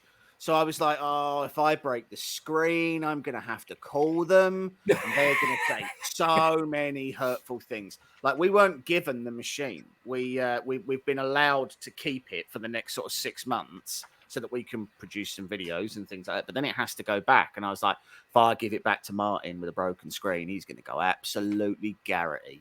Like he is gonna go absolutely spastic. I'm kind of quietly hoping that Photocentric might sponsor us to go to Form Next in Germany. Oh, And if nice. I break that, there's absolutely no way they're doing that. Like, there's Well, absolutely no way they're doing that at all. If you So break it, you won't be keeping your gold-plated spatula. Yeah. I can tell you right now, they're not getting the spatula back. And if you want to find out a bit That's more about mine now. Photocentric, actually, go on YouTube, Honey Badger 3D print and paint. Yep. And you did a tour, didn't you, of their unit? Yeah. But you can And, always say it's a health and safety thing. They've been in your hands. You don't want to pass on COVID. Yeah, I mean, I tried saying to him, so what happens if I've coughed over all the machine? And he went, Yeah. for $7,000, I'll wipe it down. That's fair. So I can't really argue with that. That's a fair comment. So You go Nonstick's for got it. Wipe it. 85% left on his Mega 8K print, 3 hours and 25 minutes to go. Well, this Are is they getting the power cable back, though? No. I'm really impressed with this at the minute. I'm only like, I can't, to be honest, I can't even. Normally, when you put a printer on, you can hear it. Yeah. That's super quiet. And I I'm know you're literally on your. 25%, and it's just sailing free. It is nice when you have something. You know that the- isn't an arsehole. you know, the owl, Anycubic owl they do. Yeah. It's basically printing that.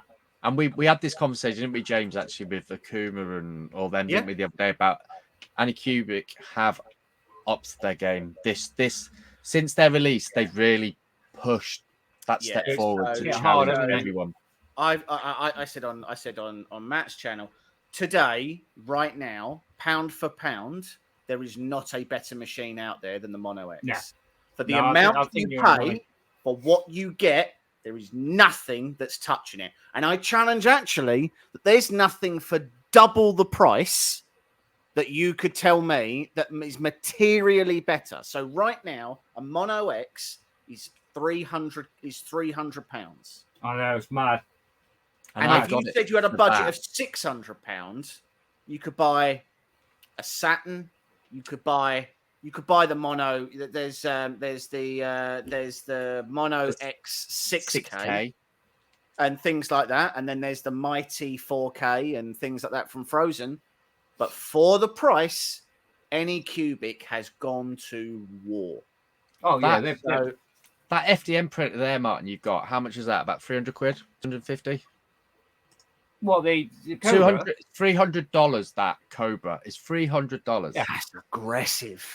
For it's that, silly for that aggressive. price, you can get a Mono X still. When you think it's got the proximity, it's got everything going for it. This machine, it has pretty much fully loaded, Yeah. and It's got the same height build that as my Mono X has. how long Actually, did my that Mono take X to set up? My Mono What? X has got 245, and that's got How long was 240. it to take? 10 you minutes. know, from box to build, 5 minutes. 5 minutes tops, and then literally off it goes. Yeah. And like I showed before, the quality of the Mono X. Yeah, it's You know, stunning. I am an amateur. Let's be honest. And Yeah. that is like stunning. You know, the detail that Chaos Cortex put into that is. It's almost next level, isn't it? It's just stepped you up. It's just put you up on that next pedestal all the time. I am going to do it on my Mono SE just to see the comparison. Yeah. But that took what 3 hours, maybe 3.5 hours, and the supports did fail a little bit because I had it like that at an angle. They did fail, but it's clean. It's the detail and like James, you like their stuff, don't you? Like the designs they do, Yeah. the detail they put in. If I did that in FDM, it would be hard to justify it. It would be hard to justify printing that in FDM for the quality. Yeah. Yeah, I mean, don't be wrong. I genuinely still believe that FDM absolutely still has its place, right? Yeah. It is still the most cost-effective way to print. Yeah. And when I'm doing base, so if I do something like... I do all my bases, any scenery. Exactly. So here we go. So if I was doing something like... Any scenery, any big item, helmets, that sort of thing. So if I was doing Superman, right? Doing that base... You'd never do that in resin. What would be the point? What would be there forever? Yeah. So, like, you know, there would be no need. So it's like, Well, your last big project you did, James, from Spider-Man. Yeah, .com. You did the head in resin. I did, yeah. So as soon as you show that on camera, you can tell that's done in resin because of the detail. Yeah. So what is the point of doing a base in resin like that? Because it's a waste of money. Well, it's just. I get that. Look, tell me if that the features are stunning. But the thing being, why are you going to do a body in resin that's only like a cloth material? You can pick that up in FDM. So And why waste all that resin? Why would you do the apron for Superman in resin? What would be the purpose? For me, what I normally do in resin, because I haven't had machines that are large enough, but what I normally do in resin is heads and hands. When you are, especially if you paint your models, the face is everything. So if you get your face right, that model is going to look the tits. Well, it's good to shit, isn't it? It's like, you know, let's be honest, you screwed the face up, it's the focal point. Mike did Gladiator, and us almost all the model actually came out really nicely, but the head just wasn't good enough. Yeah. And he'd already painted it and everything, and I said, I'm not being funny, mate, you're going to have to redo that. And he was like, well, shove up your ass. And I said, look, you need to do the head in resin because that is letting the model down. It had one layer line that was just an under extrusion line that went sort of right underneath the eyes. And it was around the whole head. And I was like, guys, you can't put that out there because I'm sorry, but that it just ruins the whole thing. Like one of the first ones I did in resin was so I did this guy. So I did Cable. And his head being in resin made all the difference to that model. It made the model. And the problem with your models as well, James, is you don't print them like I would. If I brought their files, I would print it at the stock settings that they say. You supersize everything, don't you? Because I hate myself. You like the stress. You like the challenge. I will go into a file and I will find the largest part, and then I will scale the largest part to the largest I can do on my biggest machine. And then that's the size that I do the rest of it. Yeah. Well, that's pretty much what I've done with that tree end. Yeah. I went basically on your tree end, and I scaled that up to like 180 odd, I think it was. And I had loads of fun with that. It was just like it was a kilo for the base. Yeah. You know what I mean? And to be honest, what's weird about with Treebeard, when Mike did Treebeard, if you actually just print it, it's not that good a model. It's not that much, is it? But as soon as you start buying like modelers moss and things like that, The second you put that on there, and it just goes to show that the hardest thing to paint and to model is anything organic, because human beings tend to create patterns in whatever they do. So Mike did the mammoth, the elephant, didn't he? From Yeah. And he did the ice, didn't he? He used the resin, didn't he, for the ice on the base? Yes, he did. Yeah, and that made a difference because it stood out. It looked like ice. Yeah, it wasn't just. So he also used. My favourite stone. It was stone. I love it. Yeah. So there was an ice paint that he bought from Green Stuff World. Yeah. And you spray it on, and then it crystallizes. Yeah. Looked stunning. Made the model. Absolutely made the model. Yeah. That was for some reason I get into my zone with doing stonework and woodwork. Those two I get stuck right into. So this is my dirty little secret. Texture. Plasticoat stone spray. Most of my so for a start, because it's got such a high particulate count, it hides every layer line that you have. Yeah. You base coat it in a grey, but literally a grey primer. You put this over the top. You throw some shading in with an airbrush and some highlights and lowlights with a bit of dry brush, and then you buy get yourself some of this little stick on grass. And inside. I mean, the thing that takes the longest is for that stone paint to dry. Once it's dried, that's it. You have got and again, it's because it's got such a high particulate, it creates texture where there isn't any, and it gives such a good stone effect. It hides all your join lines. It's such a lazy way of doing it, but once you start getting into buying those tufts, that mounts up quick. Tufts just goes mad. They're like 10 quid a box, isn't they? Yeah. 100 tufts? Yeah. You can get through 100 tufts quick. Yeah. So I mean, I did a bunch on Doc Ock. I've sold my Cap America now, so I got rid of that. But yeah, it's just those little touches that make the difference. They just make such people will pick up on them. Yeah, those things that because if people they break watch up your channel, you're never happy with your models completely, are you? Because you're always I've said this multiple times. I hate painting. Hate painting. I've never enjoyed it. Everybody finds it relaxing as a sociopath. I don't believe that it is relaxing at all. It never looks the way that I want it to. It's always the wrong color. That tooth fairy is a prime example. The big tooth fairy that I've got is supposed to be grey, and for some reason it's purple, and I don't know why. I didn't paint it purple. If you pick up a grey bottle of paint and painted it in grey, it would have been grey. I did do that. One of the best lies I've seen you doing, James, was when you did that drink and paint session. Like last year or a while ago. Yeah, do you remember you and Mike? I threw that model away in the end. I never finished it. That was such a good stream. That was a Bubba Yaga house. Oh, it was so funny. I was saying to Martin that I don't paint. I've got no intentions to learn to paint, but I'm going to have to eventually. So I was saying, I try and get you and Mike on and get Martin on, and we'll have a little bit for fun.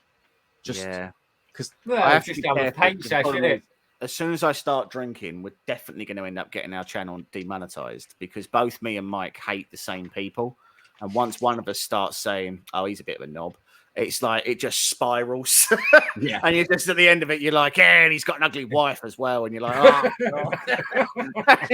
and you're like, "Oh, if he doesn't watch this," then he pops up in the comments. You're like, "Oh no." Yeah. We have to watch ourselves a bit more. I did enjoy the drinking session. I mean, that wasn't a massive surprise.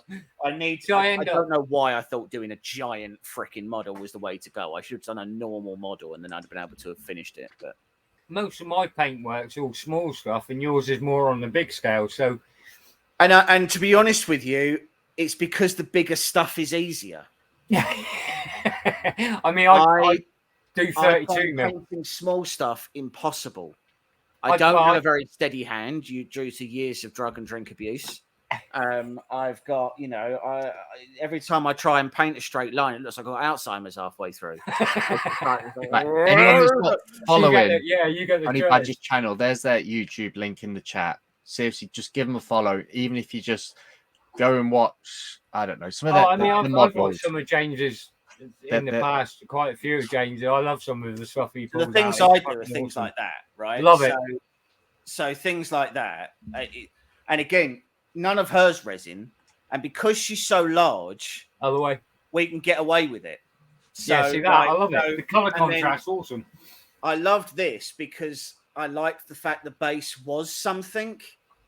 So, it's like a full 360 and... Yeah. The transition down the green or the blue into the aqua is amazing. The color. So those colors are from Green Stuff World, and if it wasn't for the fact that Green Stuff World was in Spain, I would buy so much more of their stuff. Yeah, I must admit I'm a fan. They do some of the most awesome opaques and metallic colors. Yeah, and that's one. Color so shifts. They do a lot of metallics, and their metallics. Color shifts. The color shifts. Yeah, they're lush. Really nice chameleons. They're just better than everyone else's, basically. Yeah. They've got a really nice. So I actually used the green on Doc Ock. I tried to go for sort of a blend, but so Doc Ock in the comics is like yellow and green, and I was like, I hate in painting between yellow. So I was like, I'm not gonna do that. But then I sort of thought, oh, well, actually, I could do a green coat, but I wanted to sort of keep it quite dark and leathery like he was. And there is a metallic green paint they do. It's called Emerald Green. And you do a base coat of a regular green, and then you put this over the top, and it just gives it this, this pop. Pink. And then you do your low lighting and you do your highlighting, and it's just such a nice color. And that one was, it was like an aqua green, an aqua blue or something like that. And again, it just the way that it went, I really did like the way the model finished out. So Dom Sculpts is saying that GSW Chrome is insane. Yeah, so the biggest thing with Chrome is, and it's any Chrome that you use, it is all about surface. If you have a good surface that you're painting on, there are multiple different Chrome techniques that will get you. It's all about getting it flat, isn't it? But if it's not flat, it's just going to be silver. It just basically ripples and pits. It gives. So I've got a mirror paint that if you paint it onto flat plastic, is a mirror effect. It's great. Yeah. But if you paint it onto something that isn't flat, it isn't. It isn't great. But you've now got a solution to it not being flat by going to use Replicoat. Yeah, so the Replicoat is a big boon. So I'm probably going to do. The solution is print it flat. Well, yeah. So I hate sanding, and I don't spend any time sanding. When we did our Mandalorian helmet, I refused to coat it in Bondo and sand it because I said I 3D printed this, and if I'm just going to cover it in Bondo and sand it, I might as well have made it out of paper mache. Yeah, like it's not a 3D printed helmet at that point. It's just some plastic that you managed to pile up into the rough shape of a helmet, and then you just covered it in Bondo and sanded it back, and that's not the same. So, it's a body shop. Yeah. So I was like, and this is actually a conversation that I had with Replico about their stuff. So we're doing a Chevy Impala from Supernatural, I think this TV show is. So anyway, so we're doing that. We've done it a nice size, and we found a really nice model. And we wanted to get a car paint level on it. And Replicoat said, "Oh, if you send it to us, we'll spray it, and then we'll paint it." And I said, "Okay, cool. That's not what we want to do, because all you're saying is that if you want to get a car level finish, send it to a body shop." Yeah. And that's not practical for anybody who's doing anything 3D printing. The whole point is that you're able to show someone a technique they can do at home. Well, if you want to make it look nice, become a professional body shop. Have you tried high coat? We have, yeah. So, so to be fair, we've put the Replaflow on it. That's a fantastic surface. And then we've managed to get a gloss water-based black paint that we're spraying on it. We've got like a paint spray gun that we're spraying on it. And then we've found a water-based gloss varnish. That if we apply over the top, is actually like it's coming out really nice. So Mike's doing that at the moment. And the whole point to show is that you can get really good paint finishes. The problem I have with a lot of the stuff that I'm seeing lately, it is literally like body shop finish, and half the reason is they're sending it off to body shops to finish it. So you went to Replaflow, didn't you? And you did a video there, like going through that Hulk. Yeah, the Hulk's amazing. That is insane. Yeah, it was a little bit special. That huge, and because I was doing an Iron Man helmet at the time, you were saying they've actually got the official, like the right red, haven't they, for that Iron Man helmet? Yes, they have. Yeah. So, like, if anyone's looking, seriously, go and check them out because you know they're doing a glue now, aren't they, as well, that you add your hands on. Yes, yeah. So there's their glue. It's like 3D glue. So it's a chemical glue. It basically fuses the two parts together, but you get a decent amount of working time. So normally I use like a 2-part acrylate, like I use Mitre-Bond, but there's plenty of others. But the problem is that as soon as you spray it and you put two things together, that's it. Solid. Together. And then you can shatter it after about 20 minutes once it's fully cured, and you can just shatter the joint, and then you're just left with shitty super glue either side. And your only option is take a Dremel and basically sand it all back. And if you breathe it in, it gives you the bad aids. So like it's not good. Whereas the 3D, the PLA stick that they do, it's a chemical bond. So you get a bit of working time. You get a couple of minutes working time to sort of line it all up and clamp it in place and everything else.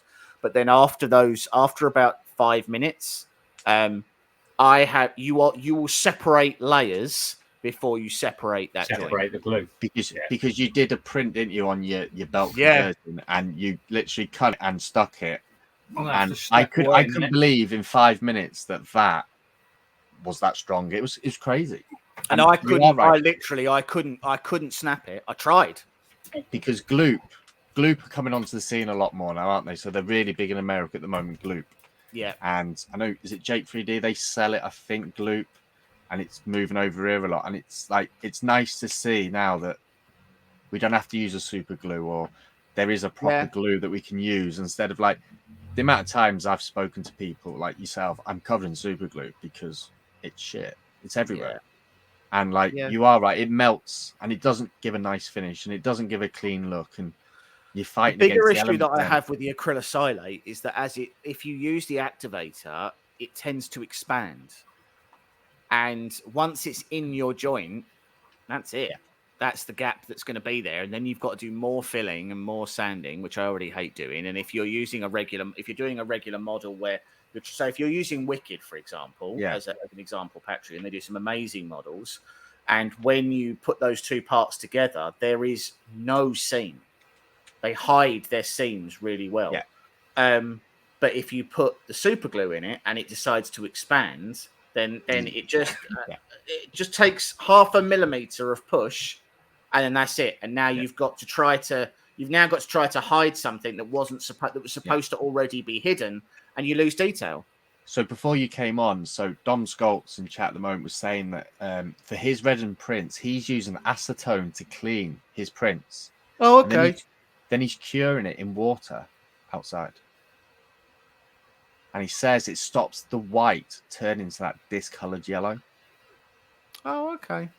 So I think that's what I'm going to try next week, actually, because obviously white resin. It'd be quite interesting, actually, if clear resin, because it does go like a urine color, let's be honest, when you cure it.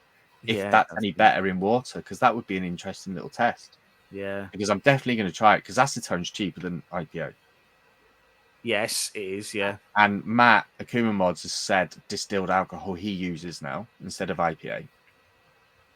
Is it distilled? Is it distilled alcohol you? Yeah, I think it is distilled alcohol he uses.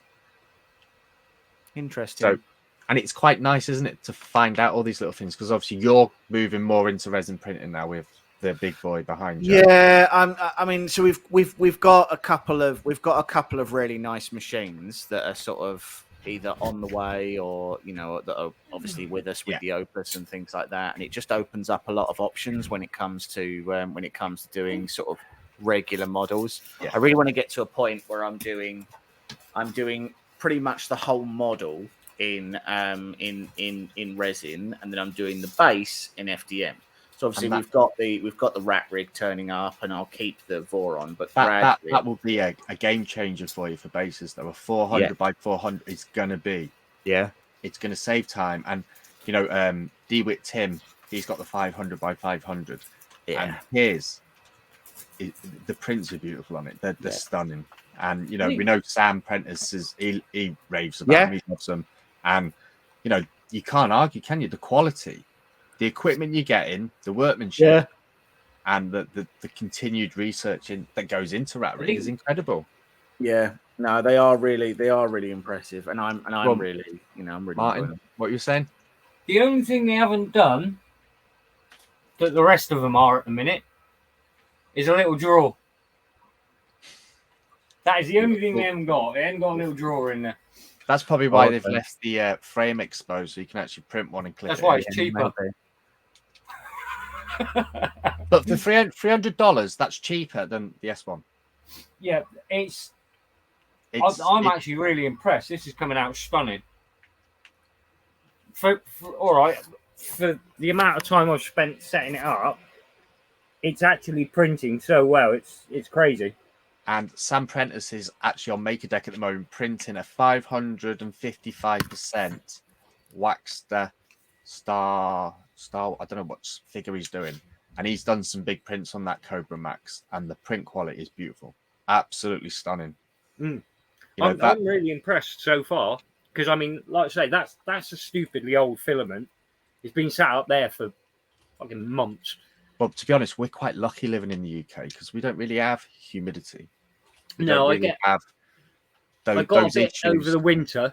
I got a bit of moisture in some of my rolls, but on a whole, they're generally all right. They're not too bad.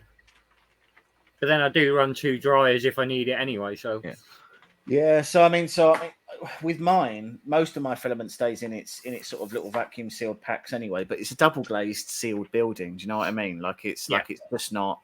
It's just not something. Your shed's always warm though, isn't it? Your little cabins. Yeah, it's incredibly warm right now. I'm actually, baking. I am uncomfortable as we speak. I mean, we went a bit over the top when we built this. We built this at the beginning of COVID, and basically we were home for 6 weeks. We were bored, so we ended up building the shed. We went triple insulation on it. It just went nuts because we had nothing to do. Yeah.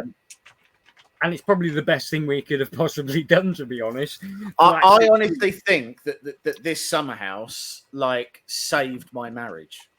So during COVID, I was out of work during COVID because I was self-employed. I was a project manager, and having a place that I could go to, get out of the way, and then I'm out of the way, and I'm not under her feet. She can do whatever she wants to do, and I can do whatever I want to do. And it makes it sound like we don't want anything to do with each other, but I can't think of anything worse than spending every waking minute of the day with your partner. And then they go, "Oh, do you remember when this happened?" And you're like, "Yeah, it was 5 minutes ago. I was there, and I'm sick of your voice." Yeah. What? When I have my fucking hand around your throat? Yeah, yeah, I remember it. To be honest, I've got a print shed as well, and I've kitted it out. I've got a TV, I've got computers, and this is my sanctuary. This is where I want to come if I'm having a bad day. Yeah, I'll sit in here, I'll slice something, and then I feel better. Yeah, I have the same way. Something. It well, makes Carl, I have some fucking frantically mental work days at my place. I come back and I'll have dinner with the missus, and we'll have a quick chat, hardly cover work, and I'll just come out here and I can just release it all, get rid of it, forget about it, get into something that, you know, I can concentrate on and get my teeth into. Yeah. And it's surprising how quick you drop that crap day behind. Yeah. Yeah. So this is therapy for me. This is so relaxing. Like Yeah. doing the laser and stuff. Like I was saying when your PC went down, James, like the FDM printers are slow. There's no ifs and buts. And if you want to go fast, you get resin printers and forget your FDM. But I do resins, which are a little bit quicker. I do the lasers in between. Yeah. So yeah, exactly. I can put a laser on and I can do an hour. That big one took an hour and 10 minutes to do.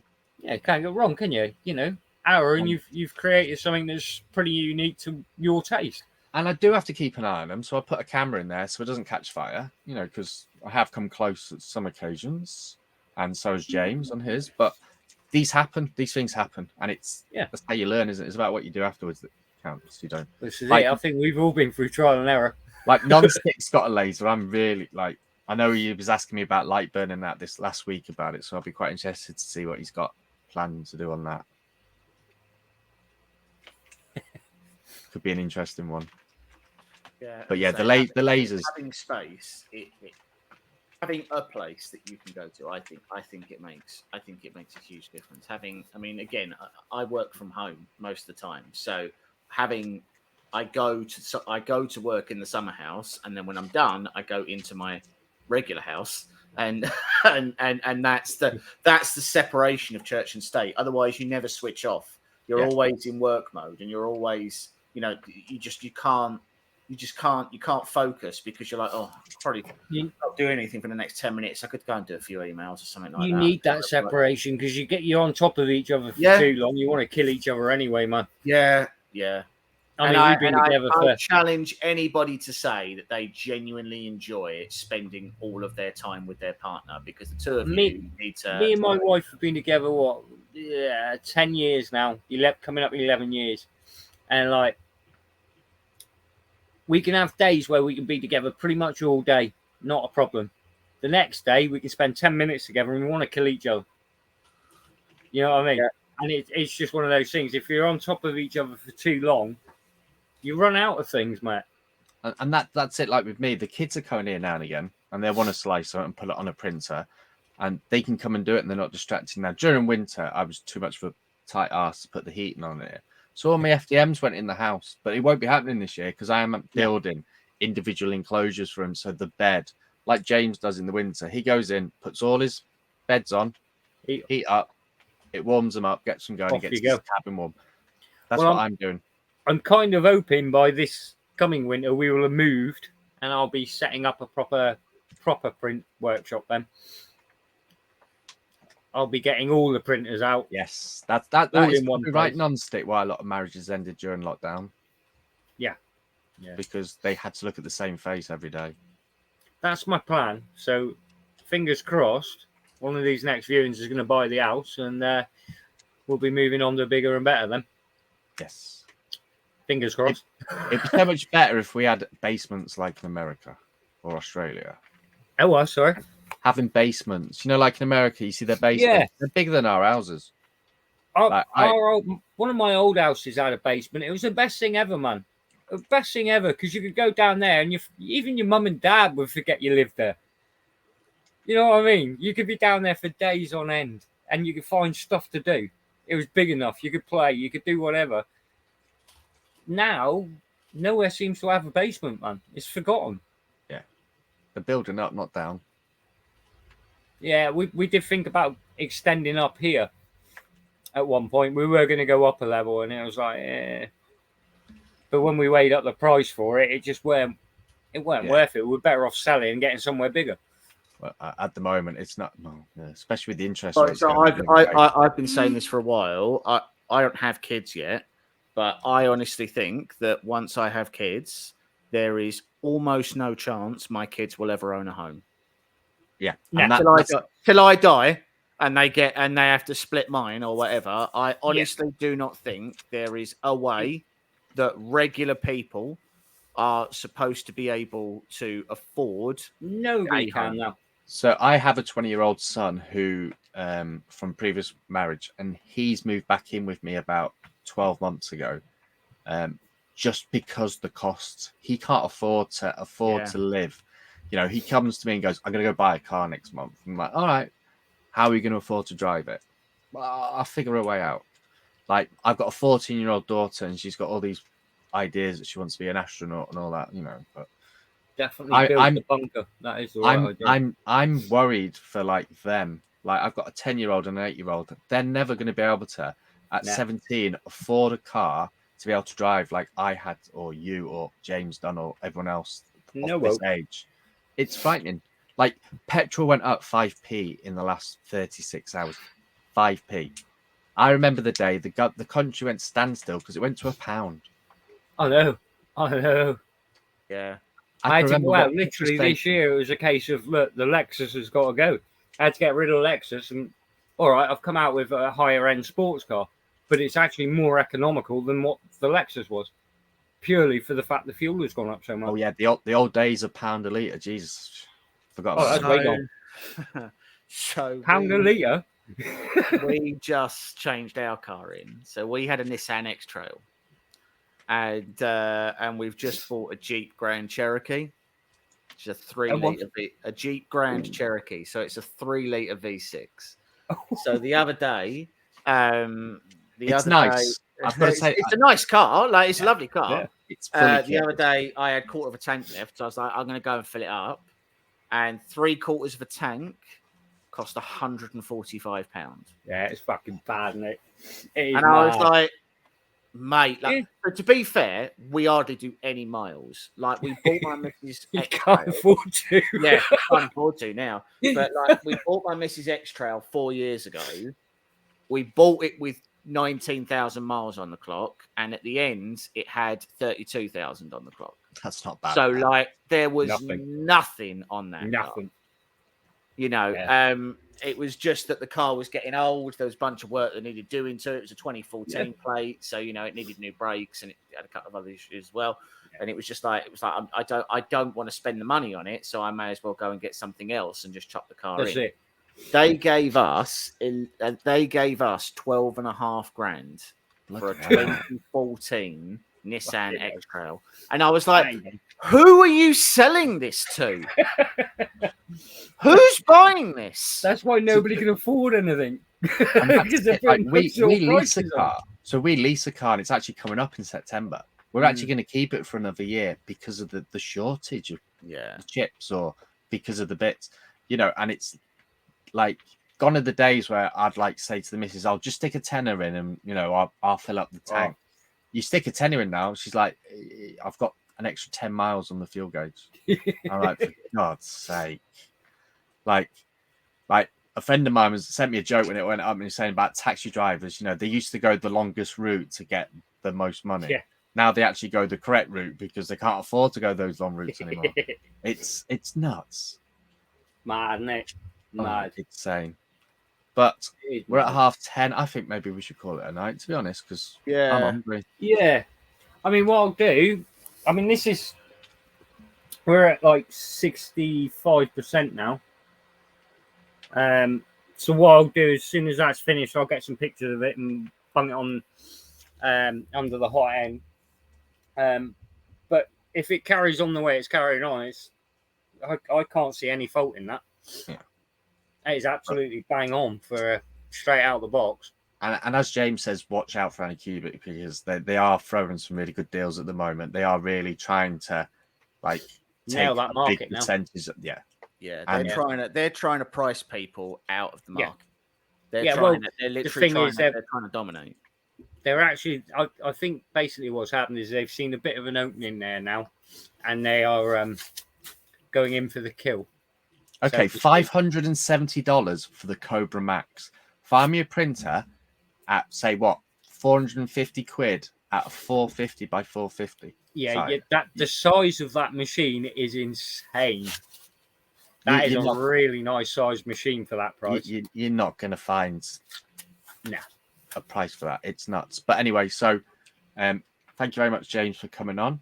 Thank you to everyone that's coming into chat. We promise we'll start doing a little bit more. I'm actually getting back, and I'm going to come on and do a bit more on Twitch with the lasers and that, because I really like lasers because they're dangerous and they can make things look pretty. Yeah. But yeah, thank you very much everyone for coming. I'm definitely going to work out some stuff off Don Sculpt with the acetone and the curing in water. I'm definitely going to enjoy trying that. Definitely. Yeah, worth a non-stick. try. You've got a trunk, so yeah, but let's not talk about that one. I mean, you That's say he's got a the trunk flaw. seat. It doesn't work. So he Yeah, has to He's really- got one. It's called a got one. floor printer. He's got a floor really printer. crap cupboard, is what he's got. Yeah, he's It probably got props his the probably put a props the cloth door over open it. It's well. a table and chair for him. Yeah. But anyway, Right, thank you very much everyone for coming in. It's See you been later, man. it's been good to get back on. Cheers, James. Bye, non-stick, and everyone else. I'll see you all soon. See you later, guys. Cheers, boys.